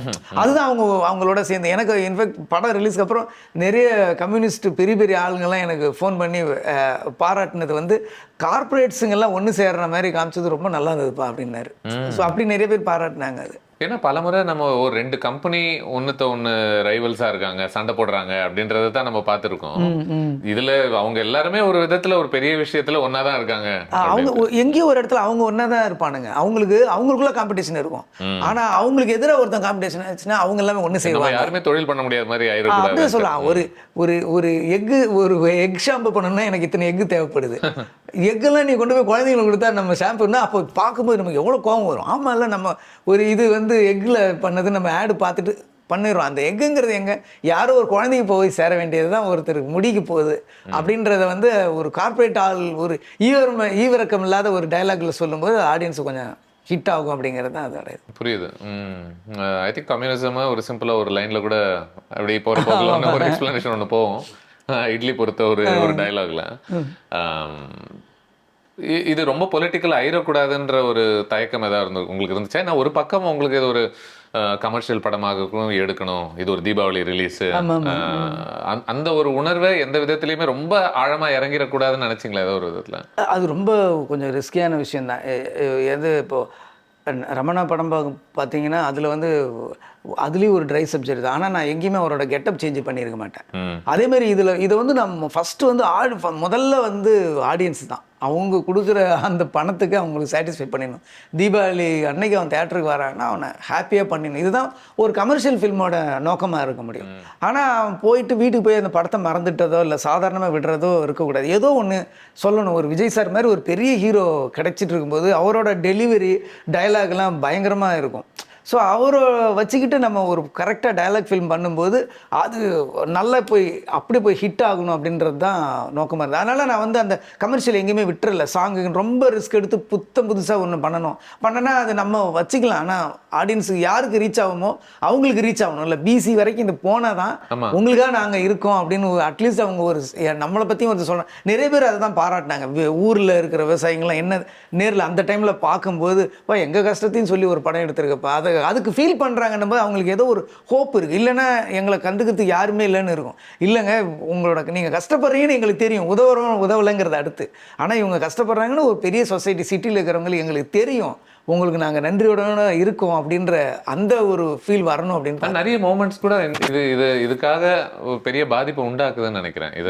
இதை நோக்கி லைக் ஃபார் எக்ஸாம்பிள் இறந்தவங்களுடைய சடலத்தெல்லாம் போய் மறுபடியும் அவங்க பண்ணதெல்லாம் கையை விரல பார்ப்பது அப்படின்ற ஒரு ஐடியாவே இருக்குல்ல. செத்து போனவங்களோட கைக்குள்ள இது இருக்கா இல்லையா அப்படின்னு சொல்லிட்டு அதெல்லாமே ரொம்ப டிஸ்டர்பிங்கான ஒரு ஐடியா தானே. விஷுவலாகவும் சரி ஈவன் ஸ்கிரிப்ட் வைஸாவுமே பாதிக்கப்பட்டவன் பணத்தெல்லாம் போய் இப்போ தேடிக்கிட்டு இருக்கான் அப்படின்ற ஒரு ஐடியாவே அவங்க கிட்ட இருந்து ஒரு கைரேகை எடுத்துடுறாங்க அப்படின்ட்டு. ஐ திங்க் அவரோட பெர்ஃபார்மன்ஸுமே அந்த ஹோல் போர்ஷன்ல ரொம்ப பவர்ஃபுல்லா இருந்துச்சுன்னு நினைக்கிறேன். அது ஒரு மாஸ் ஹீரோ வந்து ஏழைங்களுக்காக அழுதுகிட்டே வருத்தப்படுற மாதிரி தோணலை. அந்த ஒரு ஃபீலிங் வரல. நிஜமாவே அந்த ஊர்ல இருக்கிற ஒருத்தன் ஒரு நன்மை செய்யணும்னு நினைக்கிறவன் ஏமாத்தப்பட்டவன் கதற மாதிரி தான் தோணுச்சு. ஐ திங்க் அது ரொம்ப ஆத்தென்டிக்காவே வந்துச்சு. இல்லை விஜய் சாரோட இன்னொரு ஆங்கிள் வந்து ஒரு பயங்கரமான பர்ஃபார்மர். அது அவரோட நடிப்பு வந்து உங்களுக்கு நம்பவே முடியாது, அந்த அளவுக்கு டேலண்ட் இருக்கு. இன்னும் சொல்லணும்னா நீங்கள் வந்து அந்த ஏரியா ஃபுல்லாக வந்து பெருசாக சில விஷயங்கள்லாம் பார்த்தீங்கன்னா அந்த ஒரு போலீஸ்லாம் அடித்து இழுத்துட்டு போகிறதெல்லாம் வந்து எல்லாருக்கும் ஒரு பயம் இருக்கும். பெரிய ஆர்டிஸ்ட்டு நம்ம ஆடிஷன் வச்சு செலக்ட் ஆன ஒரு சாதாரண அப்கமிங் ஸ்ட்ரகுலர் ஆக்டர்ஸு அப்படின்னும் போது விஜய் சார்கிட்ட அங்கே செட்டில் வந்து நேராக அவரும் ஃபஸ்ட்டு அப்போ தான் வந்து மீட் பண்ணுவாங்க. அவன் பார்க்கும்போது விஜய் சார் பார்த்தோன்னே சார் அப்படின்னு ஒரு ஜர்க்கு வரும். அப்போ ஆக்ஷன்னா நான் ஒரு 2 வருஷம் பழகிட்டேன், எனக்கு ஈஸியாக இருக்கும். அவனுக்கு சடனாக விஜய் சார் மாதிரி ஒரு ஆர்டிஸ்ட்டை பிடிக்கும்போது கழுத்து பிடிச்சி தள்ளிட்டு போகணுன்னும் போது அவன் இவர் அடிப்பாரு அந்த கவுன்சிலரை அந்த மாதிரி. அப்புறம் அவர் தான் நான் ஃபோர்ஸ் பண்ணுவேன், என்னை மீறி நீங்கள் தள்ளணும் அப்படின்னு சொல்லி ஒரு 2-3 டேக் எடுத்து நமக்கும் வந்து கழுத்தை பிடிச்சி தள்ளியான்னு சொல்ல முடியாதுல்ல, பெரிய ஹீரோ நல்லா பிடிச்சி ஃபோர்ஸ் அது அவர் தான் சொல்லணும். அது அவர் பண்ண அந்த இடத்துல ஃபுல்லாகவே அந்த மாதிரி விஷயங்கள் பண்ணது எல்லாமே அவர் தான். அதே மாதிரி ஈவன் அந்த போலீஸ் ஸ்டேஷனில் இருக்கும்போது ஒரு சின்ன ட்ரௌசர் போட்டிருக்காரு அப்படின்னு சொல்லி தான் இருந்தது. ஆனால் நான் கேரவனில் கேரவனில் கூப்பிட்டு போய் பார்த்தா லிட்ரலாக அங்கே விற்கிற ஏதோ ஒரு ஜவுளி கடையிலேருந்து ஒரு சின்னதாக வாங்கி நம்ம இந்த கட்டு மாதிரி அண்டர்வேர் போட்டுருக்காரு. போட்டு இது ஓகேவா அப்படின்னாரு. இது மாதிரி இருந்துட்டோம். ஐயோ தெய்வமே இந்த அளவுக்கு வேண்டாம், ஃபேன்ஸுங்க என்ன காலி பண்ணிடுவானுங்க, உங்களை ஜட்டுவை நிற்க வைக்கிறதே பெரிய விஷயம். இந்த கட்டு வேணாம், அந்த கட்டு மாதிரி அது வேண்டாம், அது ரொம்ப இதாக இருக்கும். அதனால கொஞ்சம் நம்ம இந்த மாதிரி போயிடலாம், இந்த மாதிரி பாக்ஸர் கட்டு அந்த மாதிரி போயிடலாம்னு சொல்லிட்டு இது எல்லாமே எப்பயுமே வந்து அந்த கேரக்டருக்காக வந்து ஐயோ நான் என்ன எப்படி நினைப்பாங்க, எனக்கு ஆடியன்ஸ் என்ன பார்ப்பாங்க, திடீர்னு சிரிச்சிருவாங்களா இல்லை வேறு யாராவது கிண்டல் பண்ணுவாங்களான்னா அதில் அந்த கேரக்டருக்கு நான் நினச்சதை விட இன்னும் டீப்பாக போய் திங்க் பண்ணார். பர்ஃபார்மன்ஸும் அதை மாதிரி சொல்லவே தேவையில்லை, அதெல்லாம் ஒரு பிச்சிருவார்ல நேச்சுரல். ஒரு நீங்கள் நடுவில் சொல்லியிருந்தீங்க கதிரேசனுக்கு எனக்கு ஃப்ளாஷ்பேக் தேவைப்படலை இந்த படத்தில் அப்படின்னு சொல்லிட்டு. ஆனால் அவன் ஒரு ஃப்ளாஷ்பேக்கை பார்க்குற மாதிரியான ஒரு மூமெண்ட் அந்த லயன்ஸ் கிளப்பில் அவார்ட்லாம் கொடுத்துக்கிட்டு இருக்கும்போது அங்கே தான் ஆக்சுவலி இது என்ன அப்படின்றதே அவனுக்கு புரிய வருது. அந்த ஹோல் மூமெண்ட்ல எனக்கு அனியோட ஃப்ளூட் எல்லாம் பயங்கரமா எனக்கு ஒர்க் ஆச்சு. ஆக்சுவலி ஃப்ளூட்டே ரொம்ப ஸ்ட்ராங்கான ஒரு இன்ஸ்ட்ருமெண்ட் இல்லை இந்த படம் பூராகவே. எந்த இடத்துல எல்லாம் உங்களுக்கு எமோஷனலா ஒரு பெரிய பாதிப்புள்ளாக்கூடிய சீக்வன்ஸ்ல எல்லாம் அந்த அந்த பிட்டே ரொம்ப ஒரு இவாகேட்டிவான ஒரு டுடுன்னு போகும் ரொம்ப. Yeah. அது நான் வந்து ஒரு கமர்ஷியலான ஒரு யூத்ஃபுல்லான மியூசிக் டைரக்டர் தான் நினச்சேன். பட் அவ்வளோ கனமாக பாடுவாருன்றதே எதிர்பார்க்கல. ஸோ அவரோட பிஜிஎம்ங்கிறது இன்றைக்கும் சாதாரண ஒரு வீடியோ ஒரு ரீல்ஸில் வர்றதா இருந்தாலும் இந்த பிஜிஎம் தூக்கி போட்டால் அது ஒரு இம்பாக்ட் சோகமான ஒரு அந்த மாதிரி. எனக்கு இந்த ஃப்ளாஷ்பேக் ஐடியாவே பிடிச்சது. அது வேற ஒருத்தங்க இவங்ககிட்ட சொல்றாங்க அப்படின்றத தாண்டி அதை தான் சொல்ல வந்தேன். ஆக்சுவலி என்னென்னா ஒரு ஃப்ளாஷ்பேக்குன்னா எத்தனை வகை இருக்குது. ஒன்று டைரக்டரோட வாய்ஸ் ஓவர், இல்லை படத்தில் இருக்கிற ஒரு கேரக்டர் வாய்ஸ் ஓவர், இல்லைன்னா படத்தில் இருக்கிற கேரக்டரே நினச்சி பார்க்குறான், இல்லைனா ஒரு கேரக்டர் இன்னொரு கேரக்டர்கிட்ட சொல்கிறான். இவ்வளோ தான் ஃப்ளாஷ்பேக்கோட மெத்தடு. மேபி இது இல்லாமல் ஒரு மெத்தட் ஏதாவது இருக்கலாம், நான் விட்டு போனது எதாவது இருக்கலாம். இவ்வளோ தான் ஃப்ளாஷ்பேக்கை சொல்ல முடியும். ஸோ இந்த கதையை யார் இவங்ககிட்ட சொல்ல முடியும்? ஒருத்தர் சொல்ல முடியுமா? இல்லை திடீர்னு வந்து டைரக்டரோட பாயிண்ட் ஆஃப் வியூன்னு சொல்லி வர வைக்க முடியாது, இல்லை உள்ளே இருக்கிற கேரக்டரோட பாயிண்ட் ஆஃப் வியூன்னு வாய்ஸ் ஓவரும் போட முடியாது. அப்போ என்ன தான் இதை ஆனால் இந்த கதையை யாரோ இவங்ககிட்ட சொல்லணும்.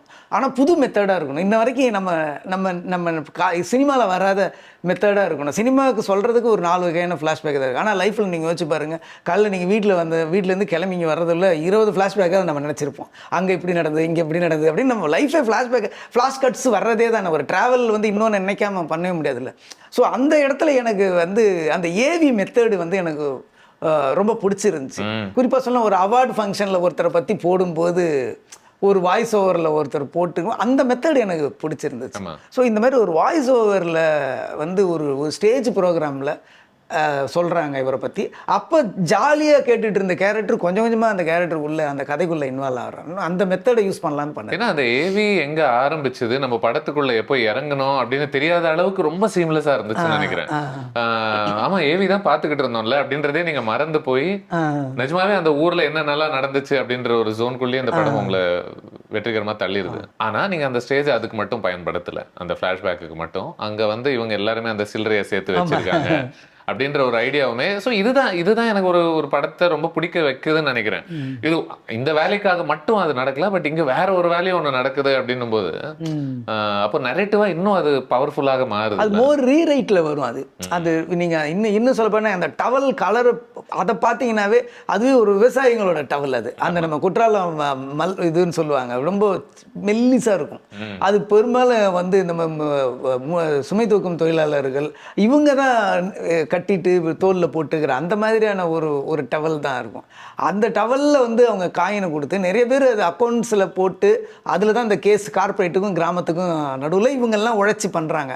அதில் சில பேர் சில்லறையாகவே அவங்ககிட்ட கொடுத்தாங்க அப்படின்னு சொல்லி இது எங்கே எனக்கு யூஸ் ஆகுச்சுன்னா அந்த காயின் ஃபைட்டுன்றதுக்கு இந்த யூஸ் ஆச்சு. இது ரீரைட்டில் இந்த மாதிரி வரும். திருப்பி இப்போ நம்ம காயின் ஃபைட்டில் ஒரு காயின் வரணும், திடீர்னு ஒருத்தனுக்கு எப்படி இவ்வளோ காயின் கிடைக்கும், அவன் ட்ராவில் எடுக்கலாம், இவ்வளோ எப்படி காயின் இருக்குன்னா ஸோ ஓகே அங்கே ஒரு காயின் கொடுத்துடலாம், அந்த காயின் இங்கே மூட்டையாகவே இருக்குது, அந்த காயினில் எடுத்து இவன் பாக்கெட்டில் வச்சுட்டு ஒன்று ஒன்றா போடுறான் அப்படின்ட்டு அப்படி ஒரு கனெக்ட் பண்ணலாம். ஆமாம், அதில் ஒரு கணக்கு இருக்குது, ஆனால் அது கணக்கு மாதிரி தெரியல. அந்த ஸ்டேஜுக்கு அவர் இந்த உண்மை தெரிஞ்சதுக்கு அப்புறமா ஒரு மாதிரி கூனி குறுகி கேவலமாக போவார் அந்த ஸ்டேஜ் மேலே இல்லையா. திடீர்னு பார்த்தா அவ்வளோ நேரம் அவ்வளோ ஃப்ளாம்பாயண்ட்டாக இருக்கக்கூடிய ஒரு பாடி லாங்குவேஜ், அந்த கை ரெண்டும் எப்படியோ உடம்போட ஒரு மாதிரி ஒட்டிக்கிட்டு இருக்கும். இந்த மூமெண்ட்ஸ் எல்லாம் டைரக்ட் பண்ணதை பற்றி எனக்கு சொல்லுங்க. அந்த இடம் சொல்லும்போது நான் வந்து சொன்னது வந்து அப்படி அப்படி கூனி குறுகிடணும் சார். எக்ஸாக்டாக இதே வார்த்தை தான் சொன்னேன். உங்களுக்குள்ளே பண்ணிடணும், அப்படியே வெக்கப்படணும். அதுக்குள்ளே நீங்கள் வந்த உடனே அப்படிலாம் கையை காமிச்சிட்டு வருவார் அந்த க்ரௌடை, அப்படிலாம் கையை காமிச்சிட்டு தான் வந்து உட்காருவார். அது வரைக்கும் வந்தவன் கதிரேசன். கரெக்ட். ஆனால் உள்ளே இருக்கிறவங்க எல்லாருமே ஜீவானந்தன்ட்டு இவரோட கம்யூனிகேட் பண்ணிகிட்டு இருக்காங்க. அவன் நினச்சி எல்லாரும் பேசிகிட்டு இருக்காங்க ஊரில் இருக்கிற ஜனங்க. அந்த காட்சியை பார்க்கும்போது இவருக்கு வந்து ஒரு கூனி குறுகி ஸ்டேஜில் ஒருத்தன் ரொம்ப அசிங்கப்பட்டு வெக்கமாக இருக்கும்போது ஸ்பாட்லைட் அவனுக்கு மேலே அடிச்சிருது. இப்போ வந்து இப்போ அவனால் இயல்பை இருக்க முடியாது. ஆனால் ஸ்டேஜுக்கு கூப்பிட்றாங்க, இந்த இடத்துக்கு நீ இருக்க தகுதி இல்லை ஆனால் கூப்பிட்றாங்கன்னு சொல்லி அவன் அப்படியே கூனி குறுகும்போது உங்ககிட்ட அந்த காயினை கொடுக்கும்போது அந்த காயினோட வெயிட்டு உங்களுக்கு வந்து தாங்க முடியாது. ஏன்னா அது வந்து அத்தனை பேரோட கண்ணீர், அவ்வளோ பேரோட ஒரு ஏக்கம், அதை உங்கள் கையில் ஒப்படைக்கிறாங்க. அது இன்டைரக்டாக அந்த பொறுப்பை இவன் கையில் வருது அப்படிங்கிறது தான் அதோட ஒரு சிம்பாலிக் மீனிங். ஸோ அதை உங்களால் தாங்க முடியல, அந்த வெயிட்டை உங்களால் தாங்க முடியல. எவ்வளோ பெரிய ரவுடியாக இருந்தாலும் எவ்வளோ பெரிய பேரை ஃபைட் பண்ணாலும் அந்த வெயிட்டை வாங்கும்போது நீங்கள் அப்படி ஒரு ஃபீல் ஆகணும், ஒரு பாவத்தை நீ வாங்குறடா அப்படின்ற மாதிரி இருக்கும். இதில் ஒரு கவித்துவமே இருக்குல்ல. ஏன்னா கொஞ்சம் இன்னொரு மோமெண்ட்டில் 5 கோடி அவன் கையில வாங்குறான், அசால்ட்டா தூக்கிட்டு போறான். ஆமா. இதுல சில சில்லறைய உன்னால தூக்கும் போது உனக்கு ஒரு பெரிய குற்றம். அது குறுக்கோயில சம்பாரிச்சது. இது மற்ற ஒரு கஷ்டப்படு இது வரைக்கும் நீ பார்த்த ஒரு கேரக்டர்ஸ் இங்கே வந்து சாக்கடை அள்ளி துணி துவைச்சு சம்பாதிக்கிற, தெரு பெருகி சம்பாதிக்கிற காசு அதை உன்கிட்ட கொடுக்குறாங்க. நீ எவ்வளோ கேவலமான இடத்துல இருக்க பாருன்னும் போது அவனுக்கு ஒரு ஃபீல் வரும்ல. அதை ஃபீல் பண்ணுங்க சார் அப்படின்னு தான் சொன்னது. ஈவன் சில படங்கள்லாம் அந்த மாதிரி வரும். ரொம்ப எல்லாரும் நினச்சிக்கிட்டு இருக்கும்போது ஒரு கேரக்டர் நடுவில் வரும்போது ஒரு ஃபீல் வரும்ல, அவனை எல்லாரும் பார்க்குறாங்க அப்படின்னு. ஸோ அந்த ஃபீல் தான் அது வேணும்னு சொல்லி கேட்டுவாங்க. ஐ திங்க் இந்த மோமெண்ட் வந்து சமந்தாவோட கேரக்டருக்குமே இவர் மேல ஒரு பெரிய பிரியம் வர்றதுக்கும் ஹெல்ப் ஆகுது இல்லையா? அவங்களுமே அதை கவனிச்சுக்கிட்டு இருக்காங்க. அதுக்கப்புறமா ஒரு ப்ரப்போசல் சீன் மாதிரி ஒன்று வருது. அந்த இடத்துல இவருமே சதீஷுமே நீங்க இன்வால்வ் பண்றீங்க அந்த சீன்ல. ஏன் தேவைப்பட்டாரு? லவ் சொல்லுவாங்கல்ல, ஒருத்தர் சொல்லும் போது அவர் சொல்லுவாரு, அவருமே அது இதான் ஃபர்ஸ்ட் டைம்னு நினைக்கிறேன் ஒரு ஹீரோ வந்து ஹீரோயினும் லவ் சொல்றதுக்கு நடுவுல நான் வேற எங்க இருக்கேன் அப்படின்ற மாதிரிலாம் ஒன்று சொல்லிட்டு இருப்பாங்க. சும்மா ஒரு ஹியூமரா இருக்கட்டும் அப்படின்னு சொல்லிதான். ரொம்ப அது சீரியஸ் லெவலா இருக்கக்கூடாது, ஒரு சின்ன ஃபன்னோட போகணும் அப்படின்றதுக்காக பண்ண. இரண்டாவது இவரும் கில்ட்டியில் இருப்பார்ல. ஐ திங்க் நீங்க சதீஷை யூஸ் பண்ண விதமே எனக்கு பிடிச்சிருக்கு அந்த ஃபிலிம்ல. வெறும் அஃப்கோர்ஸ் ஹியூமருக்காகத்தான் இருக்காரு, ஆனா அது மட்டும் இல்லைல்ல, ஏதோ ஒரு வகையில அவருமே ஒரு மனசாட்சி மாதிரி இயங்கிக்கிட்டு. ஆமாம், அது திடீர்னு கேரக்டர் ஆர்டிஸ்டாக இருக்கும். அந்த கேரக்டர் அவனோட கஷ்டத்தை சொல்லுவாங்க, ஹீரோ கூட துணையாக இருப்பான். ஸோ அந்த மாதிரி எல்லாமே சேர்ந்த ஒரு கேரக்டர் தான் அது. நிறைய முறை ஒரு வெளியூரில் நடக்குது ஒரு மோமெண்ட் அப்படின்னும் போதில்ல, அது அவங்க எல்லாருமே தமிழ் பேசுகிற மாதிரி ஒன்று டைரக்ட் பண்ணிருவாங்க, இல்லை அவங்க வேற ஒன்று பேசுவாங்க, சப்டைட்டில் மட்டும் நமக்கு வரும். இது ரெண்டுமே கொஞ்சம் ஒரு மாதிரி சிக்கலை தான் உருவாக்கும். எனக்கு இந்த படத்தோட ஐடியா ரொம்ப பிடிச்சிருந்துச்சு. ஏன்னா நீங்க வந்து அந்த ஆடியோவுமே கம்மியா யூஸ் பண்றீங்க பேக்ரவுண்ட்ல, ஆனா ஃப்ரண்ட்ல மட்டும் நமக்கு புரியுற ஒரு பாஷையை தமிழ நீங்க பயன்படுத்துறீங்க. ஏன் நம்ம நிறைய படங்கள் அது பண்றது இல்லை அப்படின்னு நான் யோசிச்சுட்டு இருப்பேன். ஏன்னா எனக்கு இந்த ஐடியா ரொம்ப ஒர்க் ஆச்சு ஆக்சுவலி. ஆமா ஆமா, இது வந்து ஆக்சுவலி துப்பாக்கியில் ஃபஸ்ட் டைம் நான் பண்ணேன். இதுக்கு முன்னாடி 7ஆம் அறிவில் பண்ண, ஆனால் எனக்கு அது வந்து சின்ன குழப்பத்தை உண்டாக்குச்சு. அந்த மிக்ஸுக்கு ரொம்ப கரெக்டாக இருக்கணும். ஃபஸ்ட்டு நம்ம ஆரம்பிக்கிற வாய்ஸை போட்டுட்டு அதுக்கப்புறம் அதை மியூட் பண்ணிவிட்டு தமிழை ஹைலைட் பண்ணால் தான் நமக்கு பழைய முன்னே இருக்கிற அந்த ஃபிலிம் டிவிஷன் படங்களில் இந்த மெத்தடு வரும். இவர் சொல்கிறார் அப்படின்வாங்கல்ல. ஆமாம். ஸோ அந்த மாதிரியான, ஏன்னா எனக்கு இப்போது அந்த மாதிரி நடக்கும்போது எனக்கு அந்த இடத்துல நான் வெளியே வரல. அதை நம்புறேன் நிஜமாவே. இவங்க 2 பேரும் இங்கிலீஷில் பேசிக்கிறாங்க, ஆனால் நமக்குக்காக தமிழ் வருது, அதனால எனக்கு பிரச்சனை இல்லை அதில். ஆனால் இப்போ அவங்க 2 பேரும் தமிழில் பேசிக்கிறாங்கன்னும் போது எனக்கு அந்த சீனியை கெடுத்துருது எனக்கு மைண்டில். இல்லைன்னா படிக்கிற மாதிரி ஆயிருது சப்டைட்டில் போடும்போது. சில படத்துல போட்டுறாங்களே கதை உங்களுக்கு புரியணுன்றதுக்காக முக்கியமான கேரக்டருக்கு வந்து தமிழ் அதான் மூல அளவுல புரிஞ்சுக்க இந்தியா மாதிரி உட்கார மாட்டேங்க. ஆமா, இந்தியா மாதிரி கண்ட்ரில அது தவிர்க்க முடியாது. இப்போ வந்து ரோஜா மாதிரி படங்கள் எடுத்தாலும் நம்ம காஷ்மீர் போனா அங்க ஒரு நாசர் தேவைப்படுறாரு, ஒரு ஜனகராஜ் தேவைப்படுறாரு. நம்ம நிறைய லாங்குவேஜ் இருக்கு. ரைட்டிங்லயே ஒரு பெரிய சிக்கலை தான் உருவாக்குது. அப்போ எல்லாருக்கும் நீங்கள் ரீசன் சொல்லணும். அங்கே காஷ்மீரில் இருக்கிற தீவிரவாதியும் நான் கொஞ்ச நாள் கோயம்புத்தூரில் இருந்தேன் அப்படின்னு சொல்லும்போது நம்ம வந்து லாஜிக் ஃபில்லப்பிங் பண்ண வேண்டியதாக இருக்குது. இல்லைன்னா அந்த தீவிரவாதி தமிழில் எப்போ காஷ்மீரில் எப்போ தமிழ் பேச நீங்கள் கேட்பீங்க. சார் அதுக்காக அவன் ஒரு வார்த்தை போட்டு நான் கொஞ்ச நாள் கோயம்புத்தூரில் இருந்தேன்னா அதுக்கப்புறம் நம்ம கேள்வியை கேட்க போதில்லை, கோயம்புத்தூரில் இருந்தான். ஓகே. அதுக்கப்புறம் ஆஃப்கோர்ஸ் காயின் ஃபைட் அப்படின்ற ஒரு நம்ம போன இன்டர்வியூலேயே அதை பற்றி கொஞ்சம் விளையாடியாக பேசியிருக்கோம். அதனால் ரொம்ப நான் அதுக்குள்ளே இறங்க விரும்பல. பட் அதை நீங்கள் மறுபடியும் அதுவும் ஷூட் பண்ணப்பட்ட விதம் எனக்கு ரொம்ப பிடிச்சது. அதில் ஆல்மோஸ்ட் பேய் மாதிரி நிழல்ல மாதிரி அவர் வரக்கூடிய அந்த மூமெண்ட்ஸ் எல்லாம் இருக்கட்டும். 50 பேர் வராங்கன்னு முன்னாடியே அந்த எண்ணிக்கையை வேற நீங்கள் எஸ்டாப்ளிஷ் பண்ணி வச்சது அந்த வில்லன் வழியாக. என்னன்னா அந்த காயின் ஃபைட்டு படம் ரிலீஸ் ஆகி இது ரீமேக்கு ரைட்ஸ் சஞ்சய் லீலா பன்சாலி வாங்கியிருந்தாரு என்கிட்ட இருந்து. என்கிட்ட ரைட்ஸ் இருந்து என்கிட்ட இருந்து வாங்கினார் அவர். என்னாச்சுன்னா அது படம் ஹிந்தியில் அவங்க ரீமேக் ஸ்டார்ட் பண்ணுறதுக்கு முன்னாடி காயின் ஃபைட்லாம் வந்துருச்சு. அதுக்கு முன்னாடி ரெண்டு படத்தில் வந்துச்சு. ஸோ அப்போ வந்து அவங்க அதுக்குள்ளே ரைட்ஸ் வாங்கிட்டாரு. அந்த சீக்வன்ஸுக்கு வேறு என்ன பண்ணுறாங்களோ நான் என்ன பண்ணுறதுன்னு தெரியலையேன்ற மாதிரி. அதில் அனி மியூசிக்காக இருக்கட்டும், இவங்க எல்லாருமே அந்த ஐ திங்க் நிறைய எனக்கு அத்தையில் நிறைய மெமரபிள் இமேஜஸ் வந்துக்கிட்டே இருக்குன்னு நினைக்கிறேன். கதை ஒரு பக்கம், மியூசிக் ஒரு பக்கம், பட் மறக்க முடியாத இமேஜஸ். லைக் ஃபார் எக்ஸாம்பிள் அந்த பிணங்கள் மேலே இவர் உட்காந்துக்கிட்டு ஒரு மாதிரி பேய் மாதிரி உட்காந்துக்கிட்டு இருக்கிற ஒரு அந்த விஷுவலாக இருக்கட்டும், அந்த தண்ணி வரக்கூடிய அந்த பைப்புக்குள்ளே இவங்க எல்லாம் உட்காந்துக்கிட்டு அந்த இடத்துல உட்கார்ற ஒரு விஷுவலாக இருக்கட்டும், எனக்கு நிறைய இந்த மாதிரி சில படங்கள்ல தான், அதாவது ஒரு படத்துல அந்த மாதிரி ஒரு மறக்க முடியாத விஷுவல் வந்தாலே பெரிய விஷயம் நினைக்கிறேன் நிறைய படங்கள் எல்லாம். இந்த ராடு வச்சுட்டு நிப்பாருன்னு ஒன்று இருக்கும். கரெக்ட். இந்த படத்துல நிறைய மூமெண்ட்ஸ் இருந்துச்சு அந்த மாதிரி. இது இது எந்த அளவுக்கு என்ன சொல்றது, அந்த அந்த சீன்ஸ்ல இருந்து இது ஆர்கானிக்கா வர்ற ஒரு மூமெண்ட்ஸ் தான் இல்லையா? இது அது ஒரு நிகழ்றது தான். அது அப்படி ஒன்று நடக்கணுன்றதோ அவர் அதில் நடிக்கணுன்றதோ இந்த மாதிரி ஒரு விஷயத்தை எடுக்கணும் அப்படின்றது நமக்கு தோன்றதோ எல்லாமே அது வந்து அது அந்த ஒரு காலத்தில் நடக்கிறது தான். இன்னும் சொல்லப்போனால் கதையை ஸ்டார்ட் பண்ணும்போது நான் வந்து கரண்ட்டு எலக்ட்ரிசிட்டி வச்சு தான் பண்ணணும் அப்படின்னு சொல்லி அந்த டைமில் அது பெரிய இஷ்யூவாக இருந்தது ஏடிஎம்கே பீரியட் அப்போ. ஸோ அந்த டைமில் ஒரு பெரிய இஷ்யூவாக இருந்தது. பட் வந்து அது அப்படி டைரெக்டாக அந்த டைமில் வைக்க முடியாது. ஸோ அதனால் வந்து நேரடி விமர்சனமாக, ஆமாம், நேரடியாக வருன்றக்கா ஒரு ப்ராப்ளம் அப்படின்னு. ஏன்னா அந்த டைமில் எனக்கு எல்லாம் ஞாபகம் இருக்குது, வந்து செல்ஃபோனில் வந்து சார்ஜு நிற்காது. அதனால் செல்ஃபோனை வச்சு வியாபாரம் பண்ணுறவங்க இருப்பாங்க நிறைய பேர். அவங்களுக்கு வியாபாரம் இல்லைன்ட்டு நான் வந்து என் வீட்லேயோ கடையிலையோ சார்ஜ் போட்டுக்கலன்னா சார்ஜ் போட்டுறதுக்கு ₹1 அப்படின்னு சொல்லிலாம் இருந்தது. ஸோ அந்த மாதிரிலாம் அவ்வளோ கஷ்டத்தில் இருந்தோம். நான் சொல்கிறது 12 years முன்னாடி. ஸோ அந்த டைமில் வந்து அந்த விஷயத்தை நம்ம எடுக்க முடியல அப்படின்றதுக்காக தான் சரி அதே மாதிரி ஈக்குவலாக இருக்கிற வாட்ரு அப்படின்னா ஒரு எலக்ட்ரிசிட்டின்னா அது ஸ்ட்ரைட் கவர்மெண்ட் இது வரும். வாட்டர்னா கொஞ்சம் இன்டைரக்டாக நேச்சர். ஸோ நேச்சர் மழை பெய்யாததுக்கு அவங்க என்ன பண்ணுவாங்கன்றதுக்கு ஸோ அதை கையில் எடுத்தது பண்ண. ஆமாம் ஆமாம். அதாவது இது ஒரு விதத்தில் விஜய் அவர்களை சேவியராக தான் காமிக்க முயற்சி பண்ண இந்த படம். பட் அப்படி இருந்தாலுமே நான் ரசித்தது என்ன அப்படின்னா, எந்த விதத்துலையுமே இவனால் மட்டுமே அப்படின்ற ஒரு ஃபீலிங் ஏற்படுத்தலை நினைக்கிறேன் கத்திக்குள்ள. அவன் ஏதோ ஒரு விதத்துல அந்த மாற்றத்துக்கான ஒரு கருவியாகத்தான் அவன் இருக்கானே ஒழிய இவன் தான் அந்த மாற்றத்தை நட்ட நடுவில் இவனால் மட்டும்தான் அப்படின்ற மாதிரி இல்லைல்ல. ஏன்னா அந்த வயசானவங்க தேவைப்படுது அவனுடைய ஒரு மூவ்மெண்ட்டுக்குமே. இன்ஃபேக்ட் இருக்கிற வயசானவங்க கூட பத்தலை, போய் உங்களுக்கு தெரிஞ்ச எல்லா வயசானவங்களெல்லாம் கூட்டிட்டு வா அப்படின்ற. எனக்கு அந்த போஸ்டர் தான் எனக்கு ஒரு போஸ்டர் தான் ஃபர்ஸ்ட் ஒரு சில மைண்டில் தோணும். ஸோ ஒரு யங் ஹீரோ சுற்றி ஒரு வயசான ஒரு தாடி வச்சுக்கிட்டு ஒரு யங் ஹீரோ ஒரு ரெவல்யூஷன் பண்ணால் எப்படி இருக்குன்ற அந்த போஸ்டர் தான் எனக்கு இருந்தது. எனக்கு ரமணா பண்ணும்போது விஜயகாந்த் சாரை சுற்றி யங் பசங்க இருந்தால் எப்படி இருக்கும், இது அப்படியே ஆப்போசிட் ஒன்று பண்ணணும். இப்படி இருந்தால் ஒரு புரட்சி இருந்தால் எப்படி இருக்கும்.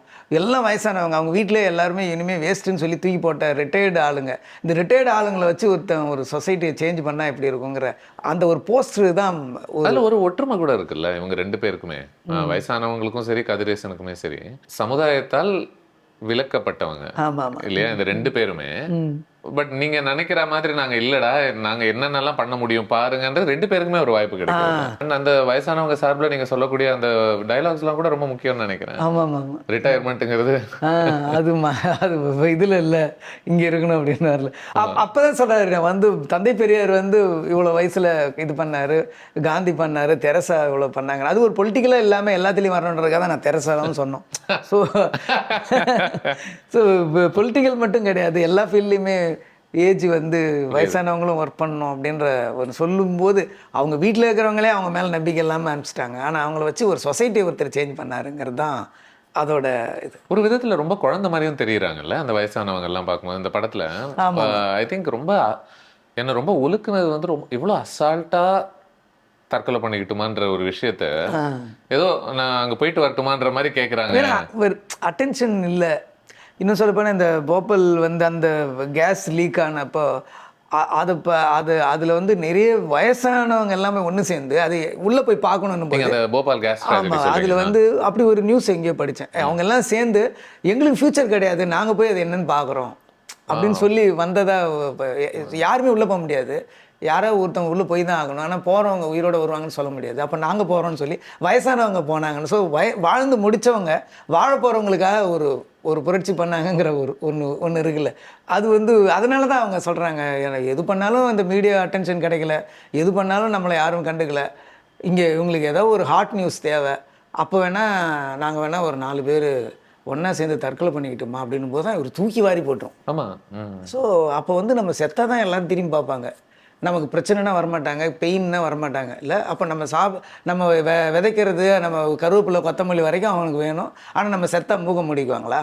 அப்படின்னு தான் அந்த கேரக்டர் டேர்ன் ஆகுது. ஏன்னா அதுல உண்மையா டிஸ்டர்ப் பண்ணக்கூடிய ஒரு விஷயம், அவங்க வந்து சொல்லும் போது அவங்க அழுதுகிட்டே சொல்ல மாட்டாங்க, ஒரு பெரிய ஐயோ நான் என்ன சாவடிச்சுக்கணுமா அப்படின்ற ஒரு கவலையிலன்னு சொல்ல மாட்டாங்க, அசால்ட்டா சொல்லுவாங்க. ரொம்ப அதாவது நம்ம ஒரு அந்த உயிரோடைய விலை இவ்வளவுதானா அப்படின்னு ஒண்ணு இருக்குன்னா அவங்க மனசுலயே அது அவ்வளவுதான் இருக்கு. அது அது அவங்க ஃபீல் பண்ணாங்கன்னா நமக்கு ஃபீல் வராது, அவங்க ஃபீலே இல்லாமல் சொன்னாங்கன்னா நமக்கு ஃபீல் வரும். எப்படி இப்படி சொல்கிறாங்க அப்படின்ட்டு யாருமே பார்க்க மாட்றாங்க அப்படின்னு நாங்கள் வேணால் தற்கொலை என்ன சாதாரணமாக சொல்கிறீங்கன்னும் போது அந்த கேரக்டர் தூக்கி வாரி போட்டுரும். நீங்கள் அந்த கேரக்டரோட பீக்கு பார்த்தீங்கன்னா எதுவுமே மூவே பண்ண முடியாது. இப்போ என்ன தான் பண்ணுறதுன்னு அவருக்கு தெரியாது. அந்த டைமில் ஊரில் இருந்து ஃபோன் பண்ணுவாங்க, நாளைக்கு கோர்ட்டு கேஸ் வந்துடும் இல்லைப்பா, ஒன்றும் இல்லைப்பா அப்படின்வாங்க. அந்த அம்மா ஏமாற்றிட்டு இருப்பா, சொந்த பையனே கிடையாது, ஒன்றும் பிரச்சனை இல்லைல்லப்பா, நாங்கள்லாம் இங்கே சாமியை வேண்டிக்கிறோம்ப்பா, எல்லாம் நல்லபடியாக நடக்கும்ப்பான்னு அங்கே அம்மா சொல்லுவாங்க. இது சொந்த பையனே கிடையாது, அவனுக்கு அதுலேயே கில்ட்டி. என்னடா இப்படி ஒரு அம்மா ஒரு ஊரே நம்பி இருக்கு, நம்ம வந்து இவங்களுக்கு துரோகம் பண்ணிகிட்டு இருக்குமேனு நினச்சிக்கிட்டு இருக்கும்போது இந்த 4 பேர் வந்து நாங்கள் வேணா ஒன்றா தற்கொலை பண்ணிக்க மாட்டோம்னா அதோட பீக்கு இதை அடித்தவொடனே தான் அவன் டேர்ன் ஆகிறான். இல்லைடா இது இப்படி டீல் பண்ண வேண்டிய விஷயம் கிடையாது, இவனுங்களை திரும்பி பார்க்க வைக்கணும் அப்படின்னு இவன் கதிரேசன் ரூட்டை எடுக்கிறான் அப்படின்ற அந்த மூடுக்கு. அதுலேருந்து கதை வேற மாதிரி கேலப் மூடுக்கு போயிடும் அப்படின்னு. ஆமாம், உங்களுடைய டெர்மினாலஜிலாம் நல்லா இருக்கு, கேலப் மோடு. அஃப்கோர்ஸ் நீங்கள் மீடியாவை பொறுத்து நீங்கள் வைக்கக்கூடிய விமர்சனங்கள் இன்றைய தேதிக்கு இன்னுமே ரெலவெண்ட்டாக இருக்கு, அன்னையை விட இன்னைக்கு இன்னும் ரெலவெண்ட்டாக இருக்குன்னு நினைக்கிறேன் இல்லையா? அதாவது ஒரு மீடியா அப்படின்ற ஒரு ஸ்பேஸ் வந்து என்டர்டெயின்மெண்ட்டுக்காக இயங்க ஆரம்பிச்சிருச்சு. இல்ல சும்மா ஒரு கிராம பிரச்சனை எல்லாம் யார் பேசுறது, யாராவது தீ கொளுத்துனா சொல்லுங்க, யாராவது செத்து போனா சொல்லுங்க, அது எவ்வளோ மெட்டீரியலா ஆகுது இருக்குல்ல. வந்து தீ குளிக்கிறதுக்கு ஒரு வேல்யூ இருக்கு, தீ குளிக்க போறோன்னு ஒருத்தன் மிரட்டுறதுக்கு வேற வேல்யூ, தீ குளிச்சுட்டு அது வேற வேல்யூ அப்படின்னு ஒன்று இருக்குல்ல. ஸோ அது ஒரு வந்து அது ஒரு நியூஸ் வேல்யூன்னு ஒன்று வந்து அப்படிதான் மெட்டீரியலாக பார்க்குறாங்கன்ட்டு. எனக்கு ரொம்ப நாள் முன்னாடி ஒரு விஷுவல் ஒன்று பார்த்தேன். ஒருத்தன் ஏதோ போராட்டம் பண்ணி அடி வாங்கி ரத்தம் வாங்கி ஒரு லேடி அன்கான்சியஸ் ஆகிட்டு பிறகு அது 2 பேர் தூக்கிட்டு போகிறாங்க. இது வந்து ஒரு கேமரா ஃபாலோ பண்ணுது, அவங்க தலை தொங்கி போயிட்டு இதை கேமரா ஃபாலோ பண்ணிகிட்டே இருக்கு, அவன் தலையிலேருந்து ரத்தம் கொட்டுது. அந்த கேமராமேன் என்ன பண்ணுறான், கொஞ்ச நேரம் அந்த ரத்தத்தை ட்ராவல் பண்ண கொஞ்ச நேரம் அந்த ரத்தத்தை டிராவல் பண்ணி அந்த ஹெட்டை பிடிச்சி அங்கேயும் பதட்டத்தில் என்ன தோணும், அந்த தலையை அப்படியே தானே தோணும். அது ரத்தம் சொட்டுறதை வந்து ஒரு டிராவல் போய் அந்த ஹெட்டை கேட்ச் பண்ணி போகணும். அவருக்குள்ள ஒரு ஃபில்ம் மேக்கர் இருக்காருன்னு நினைக்கிறேன். ஆமாம். ஸோ எப்பயுமே எல்லாமே ஒரு கடத்துக்கு மேலே அவங்க அப்படி தானே பார்ப்பாங்க. இப்போ சொல்லுவாங்களே வேர்ல்டு வார் வந்து நின்னதுக்கு காரணமே அந்த கொரியன் கேர்ள் ஒன்று நியூடாக நடந்து வர்ற ஒரு ஃபோட்டோ தான் சொல்லுவாங்க. அவங்க வேலையை கரெக்டாக அவங்களும் உணர்ச்சிப்பட்டாங்கன்னா வெளி உலகத்துக்கு தெரியாமல் போயிடும்ல. இல்லை அந்த டைமில் ஐயோ குழந்தை ஒன்று ட்ரெஸ் இல்லாமல் வருதுன்னு அவன் கேமராவை போட்டிருந்தானா அந்த ஒரு வேர்ல்டு வார் நின்னே இருக்காது. ஐயோ ஒரு வேர்ல்டு வாரில் ஒரு 12 வயசு பொண்ணு உடம்புல துணி இல்லாமல் அலறிக்கிட்டு வருது, பின்னாடி ஃபயர் இருக்குன்னு ஒரு ஃபோட்டோ ரிலீஸ் ஆகும்போது அமெரிக்கனே இறங்கி போராட்டம் பண்ணுறாங்க இந்த வேர்ல்டு வாரை நிறுத்து அப்படின்னு. ஸோ எங்கேயோ ஒரு இடத்துல அவங்க கடமையை பண்ணி தான் ஆகணும் போல் தெரியுது. எனக்கு என்னன்னா இப்போ என்டர்டெயின்மெண்ட்ல இயங்கக்கூடிய மீடியா என்டர்டெயின்மெண்ட்டை சார்ந்து இருப்பதில் ஆச்சரியம் இல்லை. பட் பாலிடிக்ஸ், கிரைம், இந்த மாதிரி சீரியஸ் விஷயங்கள்ல ஈடுபட வேண்டிய மீடியா அவங்களுமே என்டர்டெயின்மெண்ட் சார்ந்து இருக்கும்போது தான் அது காம்படிஷன் தான், பெரிய காம்படிஷன். ஏதோ ஒன்று பண்ணணும், எல்லாமே நியூஸ் தான். நடிகர்கள் இறந்துட்டாலும் நியூஸ் தான், அங்கே ஏதாவது வந்தாலும் இது பண்ண, அங்கே 2 பேர் வாய் தகராறு வந்தாலும் நியூஸ் தான். எல்லாத்தையுமே அப்படி பார்க்க ஆரம்பிக்கிறாங்க. அது காரணம் ஜனங்களும் அதை ரசிக்கிறாங்கங்கிறது தான். தேடி நீங்கள் ஒன்று பார்க்குறீங்கன்னா அது ரிலேட்டடாக 10 வருது. ஸோ எது அதிகமாக பார்க்குறாங்கங்கிறது அவங்களுக்கு தெரியுது. ஸோ அதை கொடுக்க வேண்டியது கடமை அவங்களுக்கு இருக்குது. ஸோ ஒரு இடம் போகும்போது இங்கே ஏதாவது அசம்பாவிதம் நடக்காதான்னு தான் ஒரு கேமராமேனும் இருக்கும்.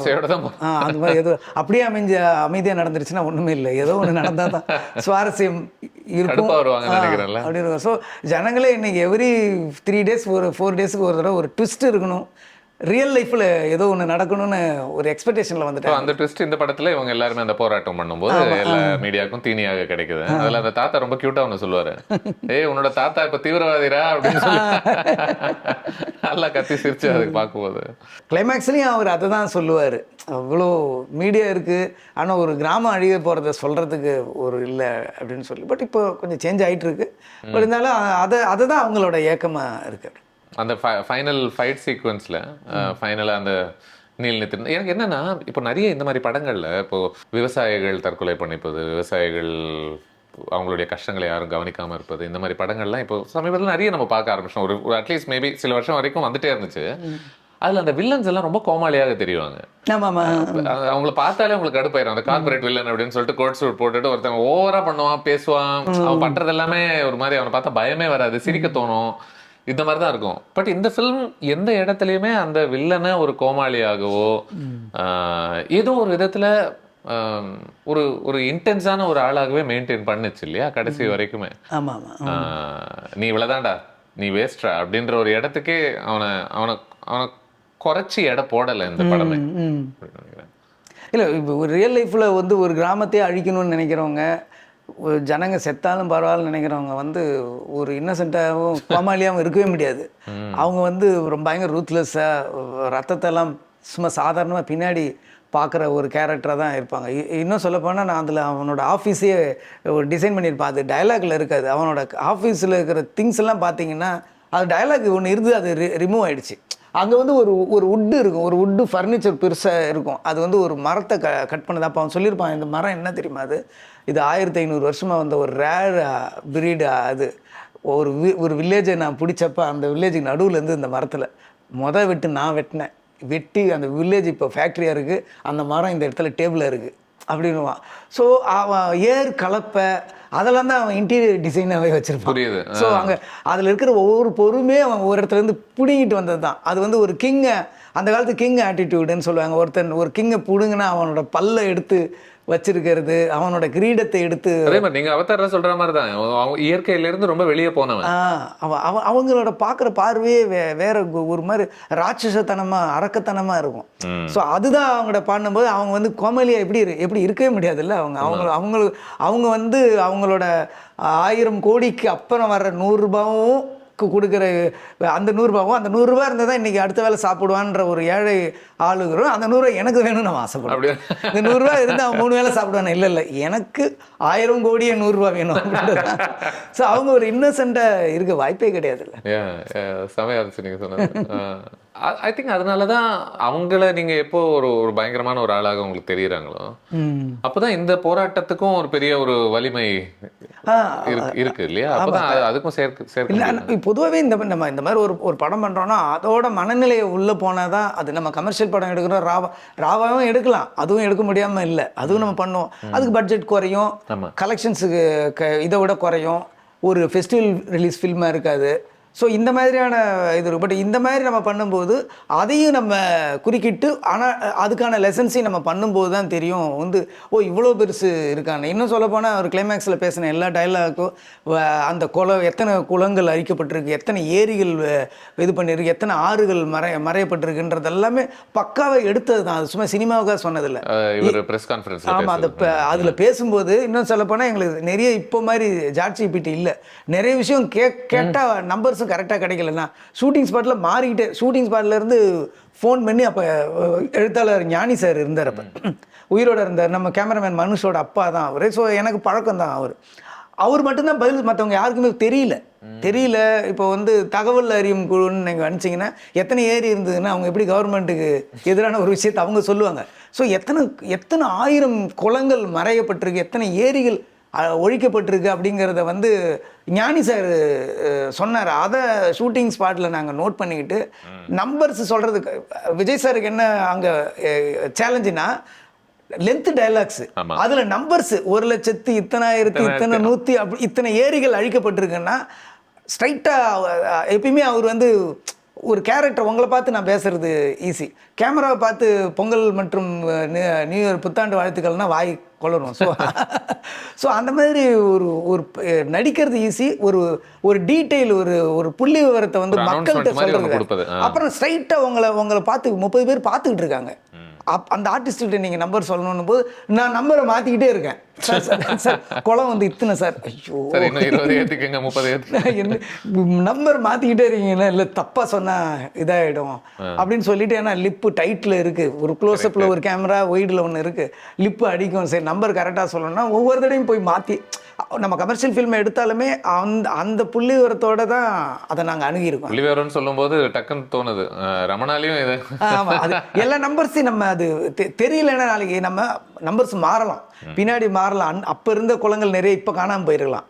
ஆனால் நம்ம அந்த நம்ம எடுத்த காலகட்டத்தில் என்னவோ அந்த விவரத்தை நம்ம ஜென்யூனாக சொன்னால் தான் நல்லா இருக்கும். அது புரியுது. ஏன்னா ஏதோ ஒரு விதத்தில் இது என்டர்டெயின்மெண்ட் சார்ந்த படங்களாக இருந்தாலும் சரி, ஒரு பல உண்மைகளை டாக்குமெண்ட் பண்ணதில்ல, அந்த காலத்தினுடைய ஒரு உண்மைகளை ஏதோ ஒரு விதத்தில் அதை நீங்க சொன்ன மாதிரி அந்த விஷயத்துக்குள்ள இது இருந்தால் தான் ரீச் பண்ண முடியும். இல்லைன்னா வில்லேஜை பற்றி ஒரு படம் எடுப்போம், அது வில்லேஜில் இருக்கிற யாருமே பார்க்க மாட்டாங்க. இங்கே நம்ம பார்ப்போம், இங்கே இருக்கிற ஜூரி அதை பாராட்டுவாங்க, இங்கே நம்ம அவார்டு வாங்கி இங்கேயே வச்சுக்குவோம்.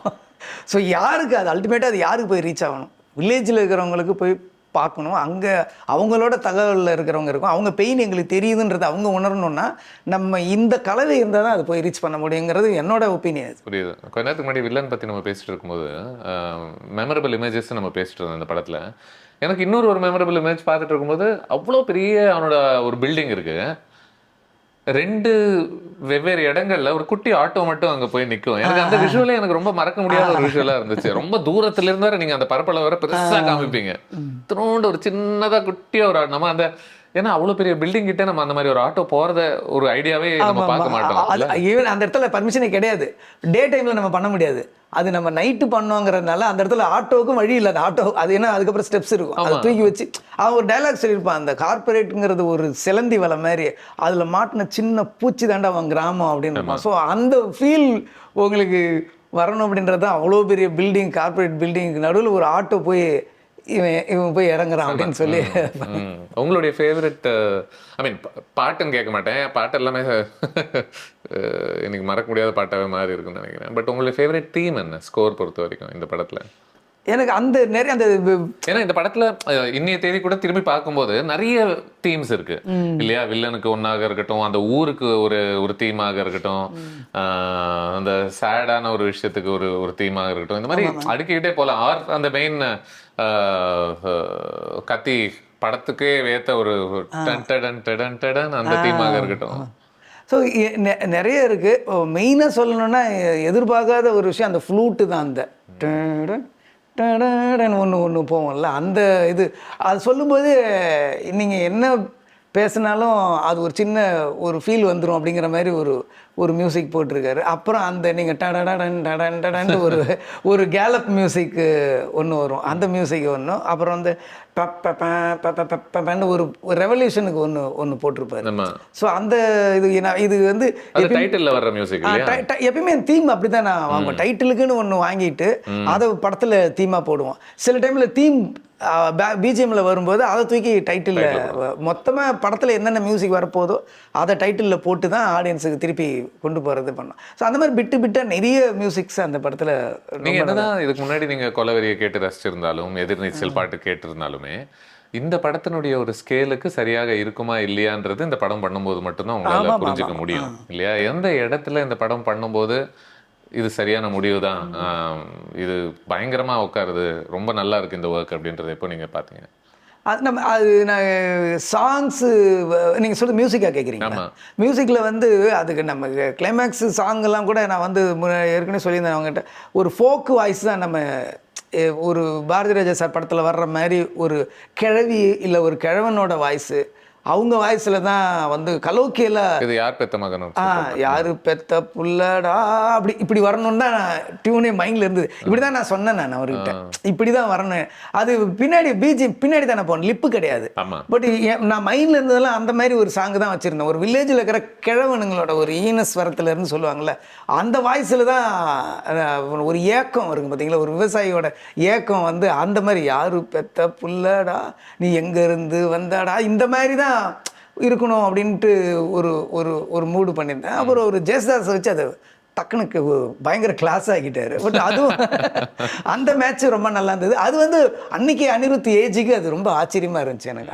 என்னடா இவ்வளோ நல்லா பண்ணிட்டாப்லையே அப்படின்னு சொல்லி. மொத்தமாகவே பிஜிஎம் ப்ளஸ் சாங்ஸ் எல்லாமே ரொம்ப கமர்ஷியல் வரும்போது கமர்ஷியலும், எமோஷனல் வரும்போது எமோஷனலும் கொடுத்தாப்புல. அண்ட் ஒரு இந்த மாதிரி ஒரு படத்தை ஒரு சோகமான ஒரு பாட்டு போட்டு முடிப்பதுமே ரொம்ப இன்ட்ரெஸ்டிங்கான ஒரு முடிவு தான் இல்லையா? ஏன்னா நீங்க ஆரம்பிச்ச மோமெண்ட் ஏன் ஆரம்பிச்சீங்க நீங்க சொன்னீங்க எல்லாரும் என்டர்டெயின் பண்ணணும், தீபாவளி ரிலீஸ் பயங்கர ஹீரோ மோமெண்டோட ஆரம்பிக்கணும், அதுக்கப்புறம் 1/2 மணி நேரம் பின்னாடி போய் பாத்துக்கலாம் அப்படின்னீங்கல்ல.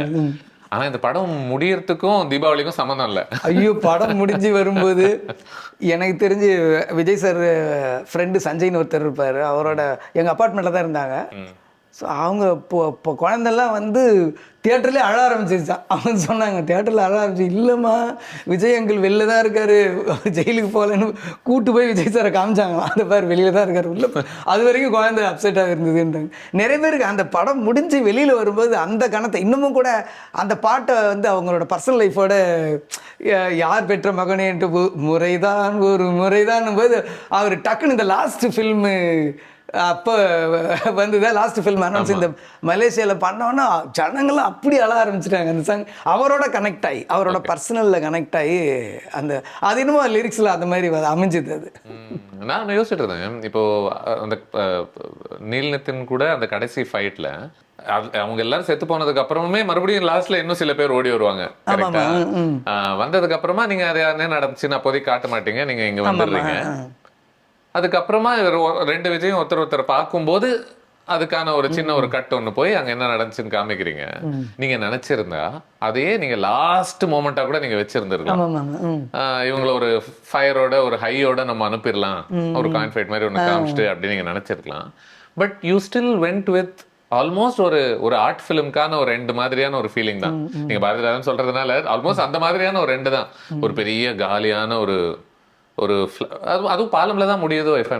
பாலத்துல தான் மேல போகும் படம் முடியாம. ஆமா ஆமா. உங்களுக்கு சரி ஓகே, அவ்வளவு என்டர்டைன்மெண்ட் இது இருக்கக்கூடிய ஒரு படம் தான், பட் இந்த அமைதியோட நம்ம முடிச்சிடலாம் அப்படின்ற ஒரு இடத்துல உங்களுக்கு சந்தேகமே கிடையாது. நம்ம அவங்களுக்கு தேவையான கமர்ஷியல் கொடுத்தாச்சு. அப்புறம் ஒரு படத்தோட லைஃபுங்கிறது அது ஆரம்பிக்கிறது வேணா தீபாவளி, ஆனால் அது ஃபுல்லாக எல்லா நாளும் தீபாவளி கிடையாது. அடுத்த நாள் அவங்க போய் பார்க்கணும், அடுத்த வாரம் போய் பார்க்கணும்ல. ஸோ அதனால் அந்த ஃபெஸ்டிவல் மூடு அப்படிங்கிறது கொஞ்சம் அவங்களுக்கு ஒரு என்ன சொல்கிறது கேலப் உள்ளே இருக்குது. ஆனால் வெளியில் வரும்போது ஒரு பெயினோட வருவாங்க. ஆனால் அந்த பெயினில் வரும்போது இன்றைக்கி தீபாவளிங்கிறதெல்லாம் அவங்க உள்ளே வரும்போது தானே தீபாவளி மூடு இருக்கும். வெளியில் வந்து அவங்க திருப்பி ரோடுக்கு வரும்போது தானே இன்றைக்கி தீபாவளின்னு வரும். ஸோ அதுக்கப்புறம் நம்ம டைம் தான் அது. ஃபஸ்ட்டு ஒரு 20 மினிட்ஸ் 30 மினிட்ஸ் தான் அவங்க தீபாவளி மூடு, வீட்டில் நான்வெஜ் சாப்பிட்டு ஸ்வீட் சாப்பிட்டுட்டு பட்டாசு வெடிச்சிட்டு வந்து ஒரு 30 மினிட்ஸில் அவங்கள மறந்து நம்ம வேர்ல்டுக்கு வந்துடுவாங்க. அதுக்கப்புறம் அவங்க பார்க்குற உலகம் தன்னுத்து தான், பார்க்குற கேரக்டர்ஸ் அந்த விவசாயிங்க தான். ஸோ அந்த மூடோடு அவங்க வெளியில் அனுப்புறது. அதுக்கப்புறம் நமக்கு ரிஸ்க் கிடையாது. புரியுது. எனக்கு இவங்க ஐ திங்க் எண்டில் கூட அவர் வெளியில் இருக்கிற ஒரு ஐடியாவே எனக்கு பிடிச்சது. அவர் வெளியிலேருந்து பார்க்குறாரு, ஓகே நீங்கள் எல்லாம் சந்தோஷமாக இருக்கீங்களா, ஓகே நான் என்னதான் இதுக்காக பயங்கரமாக நான் உழைச்சிருந்தாலுமே நான் அங்கே நடுவில் இருக்க விரும்பலை, அது என்னுடைய இடம் இல்லை, அது அவருடைய இடம், அது உங்களுடைய இடம், நான் வெளியில இருந்தே பாத்துக்கிறேன், நீங்க தூரத்துல இருந்து எனக்கு டாடா பை பை சொல்லிக்கங்க, நான் அப்படியே கிளம்புறேன். ஐ திங்க் சமந்தா கூட அவர் மறுபடியும் ஒன்று சேர்ற மாதிரி கூட நீங்க காமிச்சிருக்கீங்க. நான் உனக்காக வெயிட் பண்றேன், ஊருக்கே சாப்பாடு போடுறோம், விவசாயி அந்த விவசாயத்துக்கு சாப்பாடு போட்டோம், நீங்க உனக்கெல்லாம் ஒண்ணுமே ஆகாது, உனக்காக நான் காத்துட்டு இருப்பேன். அந்த ஒரு சின்ன பாசிட்டிவ் நோட்ல அதை புரியுது. ஏன்னா அதுதான் ஏதோ ஒரு விதத்துல, இல்லைன்னா நம்ம எந்த மாதிரி ஒரு குற்றச்சாட்டு ஈஸியா வச்சிருக்கலாம். நான் ஒரு எக்ஸாம்பிளுக்கு, மக்களுக்காக பேசக்கூடிய இந்த படம் ஒருத்தரையே முன்னிலைப்படுத்துது, ஒருத்தரை அந்த கதாநாயகனுக்காக மட்டுமே இந்த மக்களுடைய வலி ஒரு தீனியாக மாறுது அப்படின்ற மாதிரியான எத்தனையோ படங்கள் கூட நம்ம பார்த்திருக்கோம் இல்லையா? ஆனா இது அதுக்குள்ள போகல. இது ரொம்ப அவேராகவே அந்த வேலையை செய்யல. இல்ல இவனுடைய வேலை முடிஞ்சிருச்சு, இப்ப அவன் போறான் பாரு, அவன் போய் தண்டனை வாங்கிக்கிறது கூட அவன் தயங்காம தான் போறான் அப்படின்ற ஒரு இடத்துல. இன்னைக்கு டக்குன்னு இந்த படத்தை பத்தி நீங்க யோசிக்கும் போது எந்த மாதிரி இடங்கள்ல எல்லாம் இந்த படத்தை உங்களுக்கு ஞாபகப்படுத்திக்கிட்டே இருக்கு இந்த சமூகம், உங்களை சார்ந்தவங்க எல்லாருமே? ஃபஸ்ட்டு விஷயம் வந்து இப்போ நீங்கள் இந்த இன்டர்வியூ அப்படின்னு சொல்லும்போது நான் கொஞ்சம் முதல்ல ஞாபகம் வந்து எங்களுக்கு அந்த அதில் இருக்கிற வயசான கேரக்டர்ஸு. ஸோ அவங்க எப்பயுமே செட்டில் வந்து அவங்களுக்கு வந்து ஒரு 15 சேர் போட்டுருவோம். சேர் போட்டு சேரில் இப்படி உட்காந்துருப்பாங்க. நம்ம ரெடின்னா தான் அவங்கள இது பண்ண, அவங்கள ஒரு எல்லாரையும் சேர்த்து ஒரு ஸ்டார் மாதிரி தான் கவனிச்சிக்கிட்டோம். ஏன்னா அதில் நிறைய பேர் சினிமா இல்லாதவங்க, நிறைய பேர் தெருக்கூத்துலேருந்து வந்தவங்க, இந்த மாதிரி ஆனவங்க. ஸோ திருப்பி அவங்களாமே கிட்டத்தட்ட படம் முடியும்போது எனக்கு நல்ல பர்சனலாகவே பழகிட்டாங்க எல்லோரும். இப்போ பழகிட்ட பிறகு அதுக்கப்புறம் நான் வெளியில் இப்போ நான் திருப்பி பண்ணும்போது ஆல்மோஸ்ட் அதில் யாருமே உயிரோடு இல்லைன்னு நினைக்கும் போது ஒரு டக்குன்னு இவ்வளோ வருஷம் ஆச்சு ஆனால் அதில் யாருமே உயிரோடு இல்லைன்னு நினைக்கும் போது ரொம்ப இதாகிடுச்சு. ஏன்னா அவ்வளோ வயசானவங்க எனக்கு வந்து கிடைக்கல. இன்னும் சொல்லப்போனால் வந்து என் ஒய்ஃபோட அப்பாலாம் இருந்தார் அதில். சாரி, அவரெல்லாம் வாங்க. ஆமாம், சும்மா ஆம்பியன்ஸில் கடைசியில் வயசானவங்க எல்லாம் வருவாங்க பார்த்தீங்களா, நிறைய பேர் தேவைப்படுறாங்க. அதனால் அப்பார்ட்மெண்ட்டில் இருக்கிறவங்க எல்லாத்தையும் வர சொல்லி வயசானவங்க எல்லாம், ஸோ இன்க்ளூடிங் அவரையும் சேர்த்து நிறைய பேர் இப்போ இல்லை அப்படின்னு நினைக்கும் போது நிறைய பேருக்கு அது ஒரு மறக்க முடியாத அனுபவமாக கூட இருந்திருக்குன்னு தோணுது இல்லை? அதேமாரி ஒரு நாள் வந்து விஜய் சார் என்ன பண்ணார், அந்த செட்டில் வந்து எல்லாரையும் அவங்க ஃபேமிலியோடு வர சொன்னார். ஸோ அந்த வயசானவங்க எல்லாருமே அவங்க பேரன் பேத்தி, அதில் நிறைய பேர் வந்து எப்பா என் வீட்டில் எங்களுக்கு இவ்வளோ நாள் மரியாதையே கிடையாது, நான் விஜய் சார் படத்தில் நடிக்கிறேன்னொன்னே என் பேர பிள்ளைங்கள்லாம் ஒன்றுமே புரிஞ்சிருக்காது, அப்படி பார்க்குறாங்க, புரியலையே. ஸோ எல்லாரும் விஜய் சாரோட சாப்பிட்டாங்க. ஒரு பிரியாணி விருந்து மாதிரி எல்லாருக்கும் பண்ணியிருந்தாரு. அப்புறம் விஜய் சார் அந்த வயசானவங்க எல்லாருக்கும் ஒரு வாட்ச் ப்ரெசென்ட் பண்ணார்.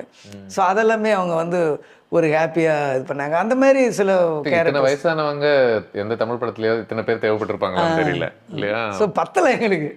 அப்புறம் என்ன அதில் பிரச்சனைனா, சில பேருக்கு வந்து நைட் ஷூட்டுன்னா டைலாக் விட்டுருவாங்க.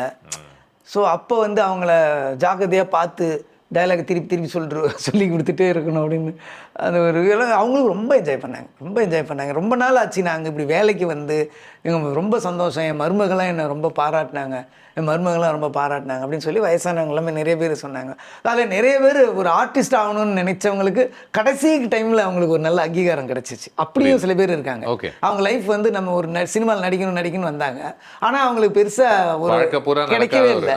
ஸோ இதில் விஜய் சார் காம்பினேஷனில் ஒரு ஷாட்டு, அவரோட நான் டைலாக் பேசிட்டேன், விஜய் சாரை கட்டி பிடிச்சிட்டேன் அப்படின்னும் போது அவங்க எண்டில் அவங்களுக்கு ஒரு சந்தோஷம், அவங்க ஃபேமிலி. ஸோ இதெல்லாம் ஸ்க்ரீனுக்கு பின்னாடி நடந்த ஒரு மறக்க முடியாத சம்பவங்களாக இருக்குது.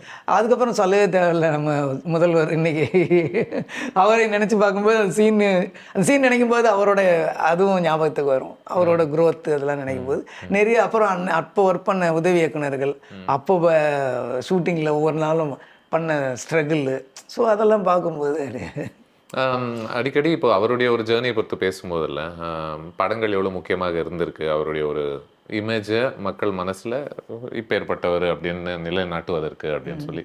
அதில் உங்களுடைய படங்கள் ரொம்ப முக்கியமான படங்களாகவே பார்க்கப்படுது. அதுக்கான ஒரு அங்கீகாரம் உங்களுக்கு கிடைக்கும்போது ஹவ் டு யூ? இல்லை, விஜய் சாரை பொறுத்த வரைக்கும் நான் அவர் வந்து அவரோட ஹார்ட் ஒர்க்கு, அவரோட இப்போ ஒரு ஃபீல்டு வேறு உலகத்துக்கு போயிட்டதுனால இப்போ ஒவ்வொருத்தவங்களுக்கும் ஒரு யுக்தி இருக்கும். சினிமாவை அவங்க தொழிலை அணுகிற விதம் அது வந்து இப்போ அவர் இல்லைங்கிறதுனால நான் சொல்லலாம். அதை அவரை பொறுத்த வரைக்கும் 9 மணி கால் ஷீட்னா அவர் வந்து 9:01 கூட வந்ததே கிடையாது. நான் அவரோட 3 படம் பண்ணியிருக்கேன்.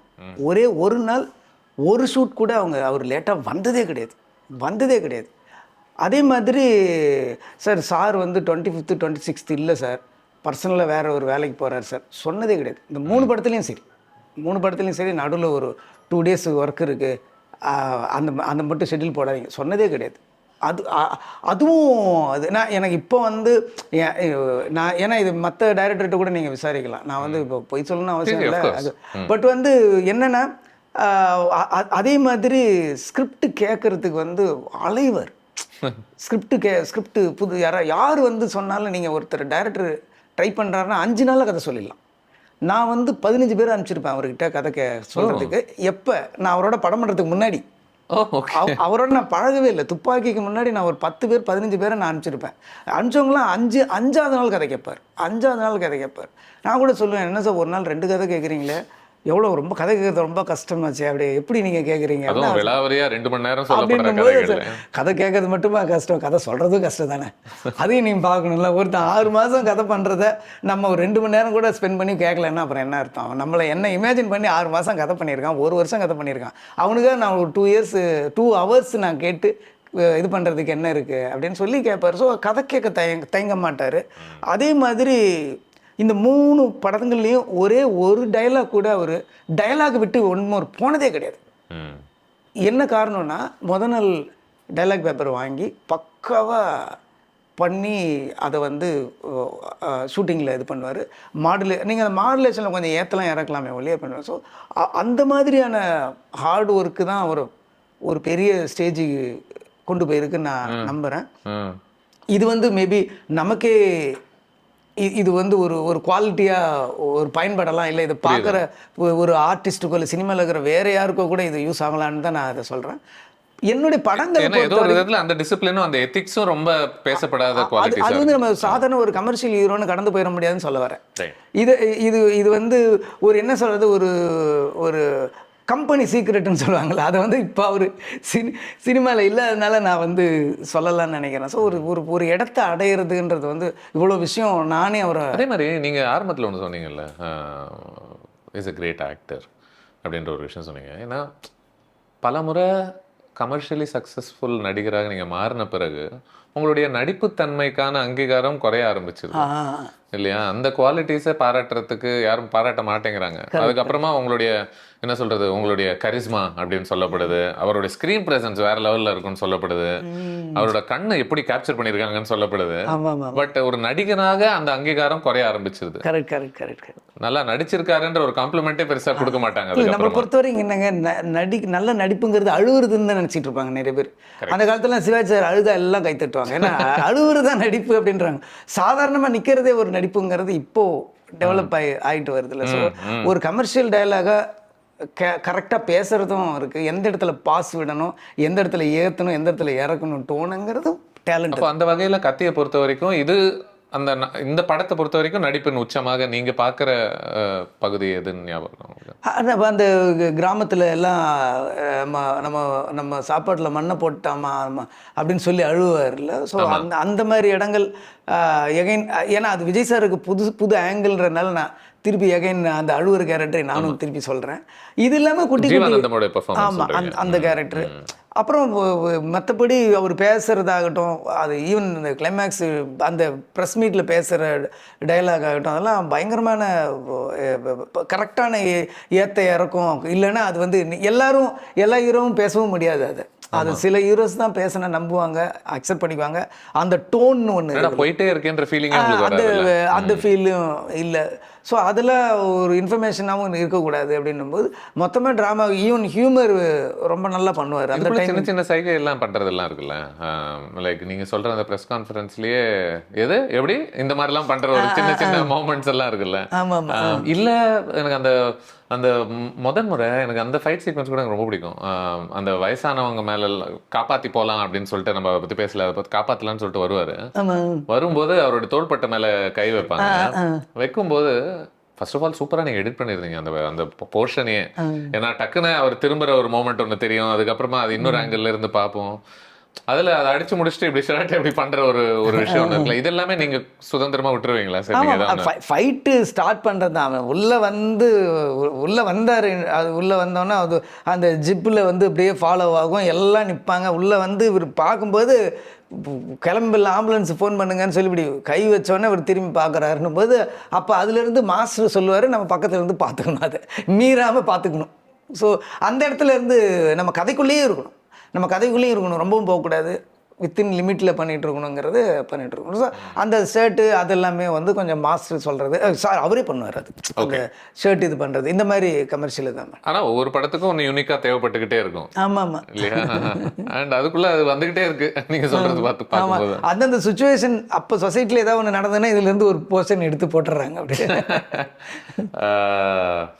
அஃப்கோர்ஸ் இந்த படமும் ஐ எம் வெயிட்டிங் அப்படின்ற ஒரு ஐடியாவை மறுபடியும் நிலநாட்டுச்சுன்னு நினைக்கிறேன் ஒரு விதத்துல.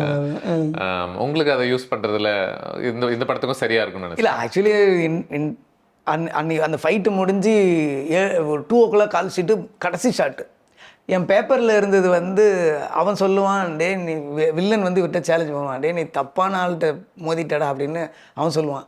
இப்போ இவர் சொல்லுவார், நீ இப்போ தான்டா சரியான ஆள்கிட்ட மோதிருக்க அப்படின்னு சொல்லுவார். ஸோ இதுதான் பேப்பரில் இருந்தது.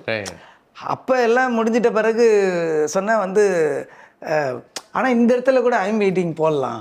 அவன் வந்து ஒரு சேலஞ்சு பண்ணுறான், டே உன் ஃபேக்ட்ரி வந்து உன் வில்லேஜ் வந்து என் ஃபேக்ட்ரியோட டாய்லெட்ரா, உன்னை எப்படி செதில் வெட்டுறம் பாடுறா அப்படின்னும் போது, அப்போ இவர் சிரிச்சுட்டு, நான் அதுக்கு அவன் இல்லைடா நான் வேறடாங்கிற சென்ஸில் ஒரு சிரிச்சுட்டு ஐம் வெயிட்டிங் அப்படின்ற மாதிரி சொல்கிறாருன்னு சொன்ன உடனே அப்போ செட்டில் இருந்தவங்க எல்லாருமே இது நல்லா இருக்குன்னாங்க. அப்போ நான் என்ன பண்ணேன், சரி ரெண்டுமே எடுத்துக்குவோம் அப்படின்னு சொல்லிட்டு அதையும் எடுத்தேன். இப்போ தான்டா நீ சரியான ஆள்கிட்ட மோதிட்டு இருக்க, இனிமேல் இது ஏன் ஆட்டம் அப்படின்வார்.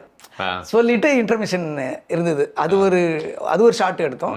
அப்புறம் அவன் வந்து சொல்லுவான், உன்னை நான் இது பண்ணுறேன்டான் போது அப்புறம் சிரிச்சிட்டு ஐ எம் வெயிட்டிங் அப்படின்னு சொல்லிட்டு முடிச்சு அது உங்களுக்கு கன்வின்சிங். ரெண்டும் எடுத்தோம். அந்த டைம்லேயே எல்லா இடத்துலையும் கேட்டோம்.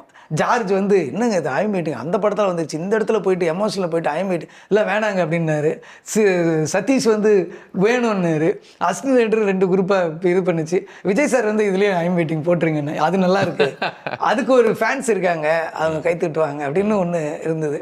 ஸோ அதுக்கப்புறம் அதை டிசைட் பண்ணி அப்படி போட்டோம்.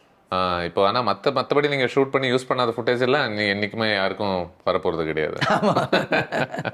ஆல்மோஸ்ட் கான்வர்சேஷன் எண்டுக்கு நம்ம வர்றதுனால என்னுடைய ஃபேவரட் டாபிக், உங்கள் படம் பொறுத்த வரைக்கும் இந்த படத்துலையும் ஒரு வெப்பன் எடுத்துகிட்டு வந்துடுறீங்க இல்லையா? அந்த ராடு விதவிதமாக எங்கேருந்து பிடிக்கிறீங்கன்னு தெரியல. கஜினியில் அந்த ராடில் ஒரு மாதிரி இருக்குன்னா இதில் வேறு விதமான ஒரு ராடு. டக்குன்னு யோசிச்சா தர்பாரில் ஒரு கத்தி, வித்தியாசமான ஒரு கத்தி. தீனா சொல்லவே வேணாம், உடம்புல இருந்து விதவிதமான வெப்பன்ஸ் எல்லாம் எடுப்பாரு. உங்களோட ஃபேவரட் வெப்பன் எது இது வரைக்கும் நீங்க பண்ண படங்கள்ல? என்னோட படங்கள்லையா? ஆமா, லைஃப்லன்றீங்களா? சரி, லைஃப்லயே சொல்லுங்க, எனக்கு பிரச்சனை இல்லை. இல்ல படத்தோட டைட்டில் மாதிரி கேக்குறீங்களா? படத்துல வர வெப்பன் ஆக்சுவல் வெப்பன் நீங்க யூஸ் பண்ற ஸ்டண்ட். இல்ல ரொம்ப இம்பாக்ட் கொடுத்ததுன்னு அந்த கஜினில வந்த ராடு தான். அந்த ராடு வந்து அதுக்கப்புறம் அந்த மாதிரி ஒரு ராடில் அடிக்கிறது எல்லா ஹீரோலையும், எல்லா லாங்குவேஜும் எல்லா ஹீரோவுமே ஒரு ராடோட போகிறது வந்து ஒரு ஸ்டார்ட்டாக அந்த படம் அந்த மாதிரி இப்படி வச்சுட்டு ஒரு போஸ் கொடுக்குறது, இல்லைன்னா இப்படி வச்சுட்டு ஊனிட்டு இருக்கிற மாதிரி, இந்த மாதிரி. அதுக்கு ஃபஸ்ட்டு ஃபில்மு மேபி கத்தி ரெண்டாவது படம், கஜினி தான் ஃபர்ஸ்ட். அது ஆக்சுவலி பார்த்தீங்கன்னா எனக்கு வந்து வித்தியாசமான ஒரு இரும்பு வேணும்னு தான் நான் சொன்னேன். நான் வந்து ராடு எனக்கு இப்படி வேணும்னு தான் சொல்லலை. அந்த ஆர்ட் அசிஸ்டண்ட் தான் இந்த பாவமாக புண்ணியமாக அவர் தான் சார். ஸோ அவரு வந்து ஒரு ரயில்வேயில் இது பண்ணுவாங்க பார்த்தீங்களா, அதை எங்கேயோ இருந்து என்ன பண்ணாரோ தெரில, அதை கொண்டு வந்துட்டார். அதை பார்த்தோன்னே எல்லாம் பயமாக இருந்துச்சு. டேய் இதை பார்த்தாவே பயமாக இருக்குடா, இரும்பில் எத்தனையோ விதம் இருக்குது. அப்படி இரும்பு வந்து உங்களுக்கு ஒரு பைப்பு மாதிரி இருந்தால் ஒரு பயம் வராது, அது ஒரு கேரக்டராக இருக்குது. புரியுது. அதுல ஒரு ராடு, அதுல ஒரு இடத்துல மட்டும் ஒரு எக்ஸ்ட்ரா ஒன்று இருக்கும் பார்த்தீங்களா, ஐயோன்னு அது பார்க்கும்போதே நமக்கு பயமா இருக்கும். அதை வந்து பார்த்துட்டு என்கிட்ட காட்டலை, ஏன்டா அது மாதிரி டம்மி 4 பண்ணிட்டான். பார்த்தா எனக்கு அந்த டம்மியை பார்த்தாவே பயமா இருக்கு. ஸோ அப்படி தான் அது அந்த ராடு உருவாகுச்சு. ஸோ அது வந்து குமார்னு ஒரு ஆர்டிஸ்ட். இதுக்கும் அந்த மாதிரி தான் சொன்னீங்களா? ஒரு காயின் ஃபைட் ஒன்று இருக்கு, இரும்பு வெப்பன் ஒன்று தேவை. இல்லை இப்போ நமக்கு ரெஃபரன்ஸ் இருக்குல்ல, கஜினி இருக்குல்ல, கஜினி ராடே கொஞ்சம் சின்னதாக இருக்கணும், கஜினி ராடா துரு பிடிச்ச மாதிரி இருக்கணும்னு சொல்லி. நைஸ். கடைசியாக நிறைய பேருடைய மிகப்பெரிய குழப்பம் என்னன்னா, துப்பாக்கி பிடிக்குமா கத்தி பிடிக்குமா, கத்தி பிடிக்குமா துப்பாக்கி பிடிக்குமா, அதை பொறுத்து தான் கான்ஸ்டன்ட் டிபேட்ஸ் ஆர்குமெண்ட்ஸ் எல்லாம். உங்களுக்கு which do you like? என்னோட ஃபேவரட் வந்து ஆக்சுவலி கத்தி தான். அப்படியா? கத்தி வந்து ஒரு என்ன சொல்கிறது, ஒரு சின்சியரான படம்னு நான் சொல்லுவேன். துப்பாக்கி வந்து நாங்கள் ரொம்ப ஜாலியாக என்ஜாய் பண்ணி பார்த்த படம் பண்ணோம். ஆனால் என்னை பார்க்குறவங்க எல்லாருமே வந்து ஒரு ஏஜ் குரூப்பாக இருக்கும், ஒரு யங்ஸ்டர்ஸ், அவங்க எல்லாமே துப்பாக்கி கொஞ்சம் ஏஜ் ஆனவங்கலாம் கத்தின்னுவாங்க. ஸோ அந்த மாதிரி இருக்குது. ஸோ எல்லாமே நமக்கு பிடிச்ச படம் தான். ஸோ அதில் பெட்டர்னு இது ரெண்டில் பார்த்தீங்கன்னா எனக்கு டெஃபினட்டாக கத்தி தான். அஃப்கோர்ஸ். அதனால எனக்குமே அது நான் சொல்லவே வேணாம்னு நினைக்கிறேன். அதனால தான் அந்த படத்தை பற்றி நம்ம ரீவிசிட் பண்ணிட்டு இருக்கோம், பேசிகிட்டு இருக்கோம். ஏன்னா அதில் ஒரு எமோஷ்னல் ஒர்க் இன்னும் ஜாஸ்தி இல்லை. அண்ட் என்றைக்குமே ஒருத்தன் வந்து ஒரு கரைபடைஞ்ச மனுஷன், அவன் ஏதோ ஒரு விதத்தில் சமூக பார்வையில் அவன் வேற மாதிரி ஒரு நாயகனாக மாறுறான் அப்படின்ற ஒரு ஐடியாவே, ஒரு அண்டர்டாக் கூடிய ஒரு எழுச்சி, அது எல்லாமே இன்றைக்குமே நம்ம ரசிக்கக்கூடிய ஐடியாஸ்ன்னு நினைக்கிறேன். ஸோ தேங்க்யூ ஃபார் இந்த கான்வர்சேஷனுக்கும் சரி, அந்த நீங்கள் எடுத்த பல படங்களுக்கும் சரி, முக்கியமாக கத்திக்கும் சரி. Thank you so much. நிறைய பேர் கமெண்ட்ஸ் ஆல்ரெடி என்ன விடுவாங்கன்னு எனக்கு தெரியும், அதனால் நானே உங்களுக்கு கேட்டுறேன். சார் எப்போ சார் கத்தி மாதிரி இன்னொரு படம் பண்ண போறீங்க? இதுப்பா ஒரு நல்ல படம் எடுத்தாலே இது ஒரு பிரச்சனை உண்டுன்னு நினைக்கிறேன்ல. எப்போ அது மாதிரி ஒரு படம், எப்போ அது மாதிரி ஒரு படம்? ஒவ்வொரு டைம்லையும் நம்மளோட ப்ரீவியஸ் ஃபிலிமோட ஆர்டரில் பார்த்து அதுலேருந்து வேறுபடுத்தி பண்ணணும் அப்படிங்கிறதான. நான் வந்து துப்பாக்கி பண்ணும்போது இது நம்ம இப்போ பாம்பேயில் ஒரு கதை பண்ணோம், நம்ம ஊர் மண்ணில் ஒரு படம் பண்ணணுன்னு தான் கத்தி பண்ணது. ஸோ நம்மளோட ஆர்டர்லேயும் அடுத்து என்ன பண்ணலான்ட்டு ஒன்று வரும்போது நிச்சயமாக அது ரமணா மாதிரி கத்தி மாதிரி வரும். இன்னொரு விஷயம் முக்கியமாக நான் சொல்லணும்னு நினச்சேன். நான் என் லைஃப்பில் வந்து 2 படம் வந்து ஷூட்டிங் எம்ஜிஆர், எனக்கு இந்த புரட்சியான தாட்ஸ் வந்து எம்ஜிஆர் படங்கள் நிறைய எனக்கு பிடிக்கும். ஸோ ரமணாவும் கத்தி மட்டும்தான். இந்த ஃபுல் பவுண்ட் ஸ்கிரிப்ட் வந்து நான் எம்ஜிஆரோட சமாதியில் வச்சு இது உங்கள் படம் மாதிரி வரணும் அப்படின்னு சொல்லி இந்த 2 படத்துக்கு அந்த ஒரு இது இருக்குது. அண்ட் அது ரெண்டுமே நீங்கள் ஆரம்பத்தில் சொன்ன மாதிரி ரெண்டுமே டயலாக் ஓரியன்டாக இருக்கக்கூடிய சப்ஜெக்ட்ஸ். ஆமாம், அதனால தான் இப்போ இன்னைக்கு வந்து அவ்வளோ வசனம் இருந்தால் பார்க்க மாட்டாங்க இன்னைக்கு. ஆமாம், இன்னைக்கு வந்து நிறைய பார்க்குறாங்க, நிறைய பேர் பேசுகிறாங்களே. இன்றைக்கி விஷுவலாக அதே விஷயம் சொல்லணும், அதே இம்பேக்ட் கிடைக்கணும், கம்மியாக சொல்லணும், அவ்வளோதான். 1 நிமிஷம் தானே, இன்னைக்கு 35 செகண்டில் ஏதாவது சொல்கிறியா, அவ்வளோதான். இத்தனை ஏர் இத்தனை குளம்லாம் டைம் எல்லாம் இல்லை. ஆமாம், மொத்தமாக பிரச்சனைன்றது ஒரு சைலண்ட் ஷாட்டில் காட்டிடு போதும், மற்றதெல்லாம் நாங்கள் பார்த்துக்குறோம். But very excited sir. All the very best with everything you to sir. ரொம்ப நன்றி. Thank you so much.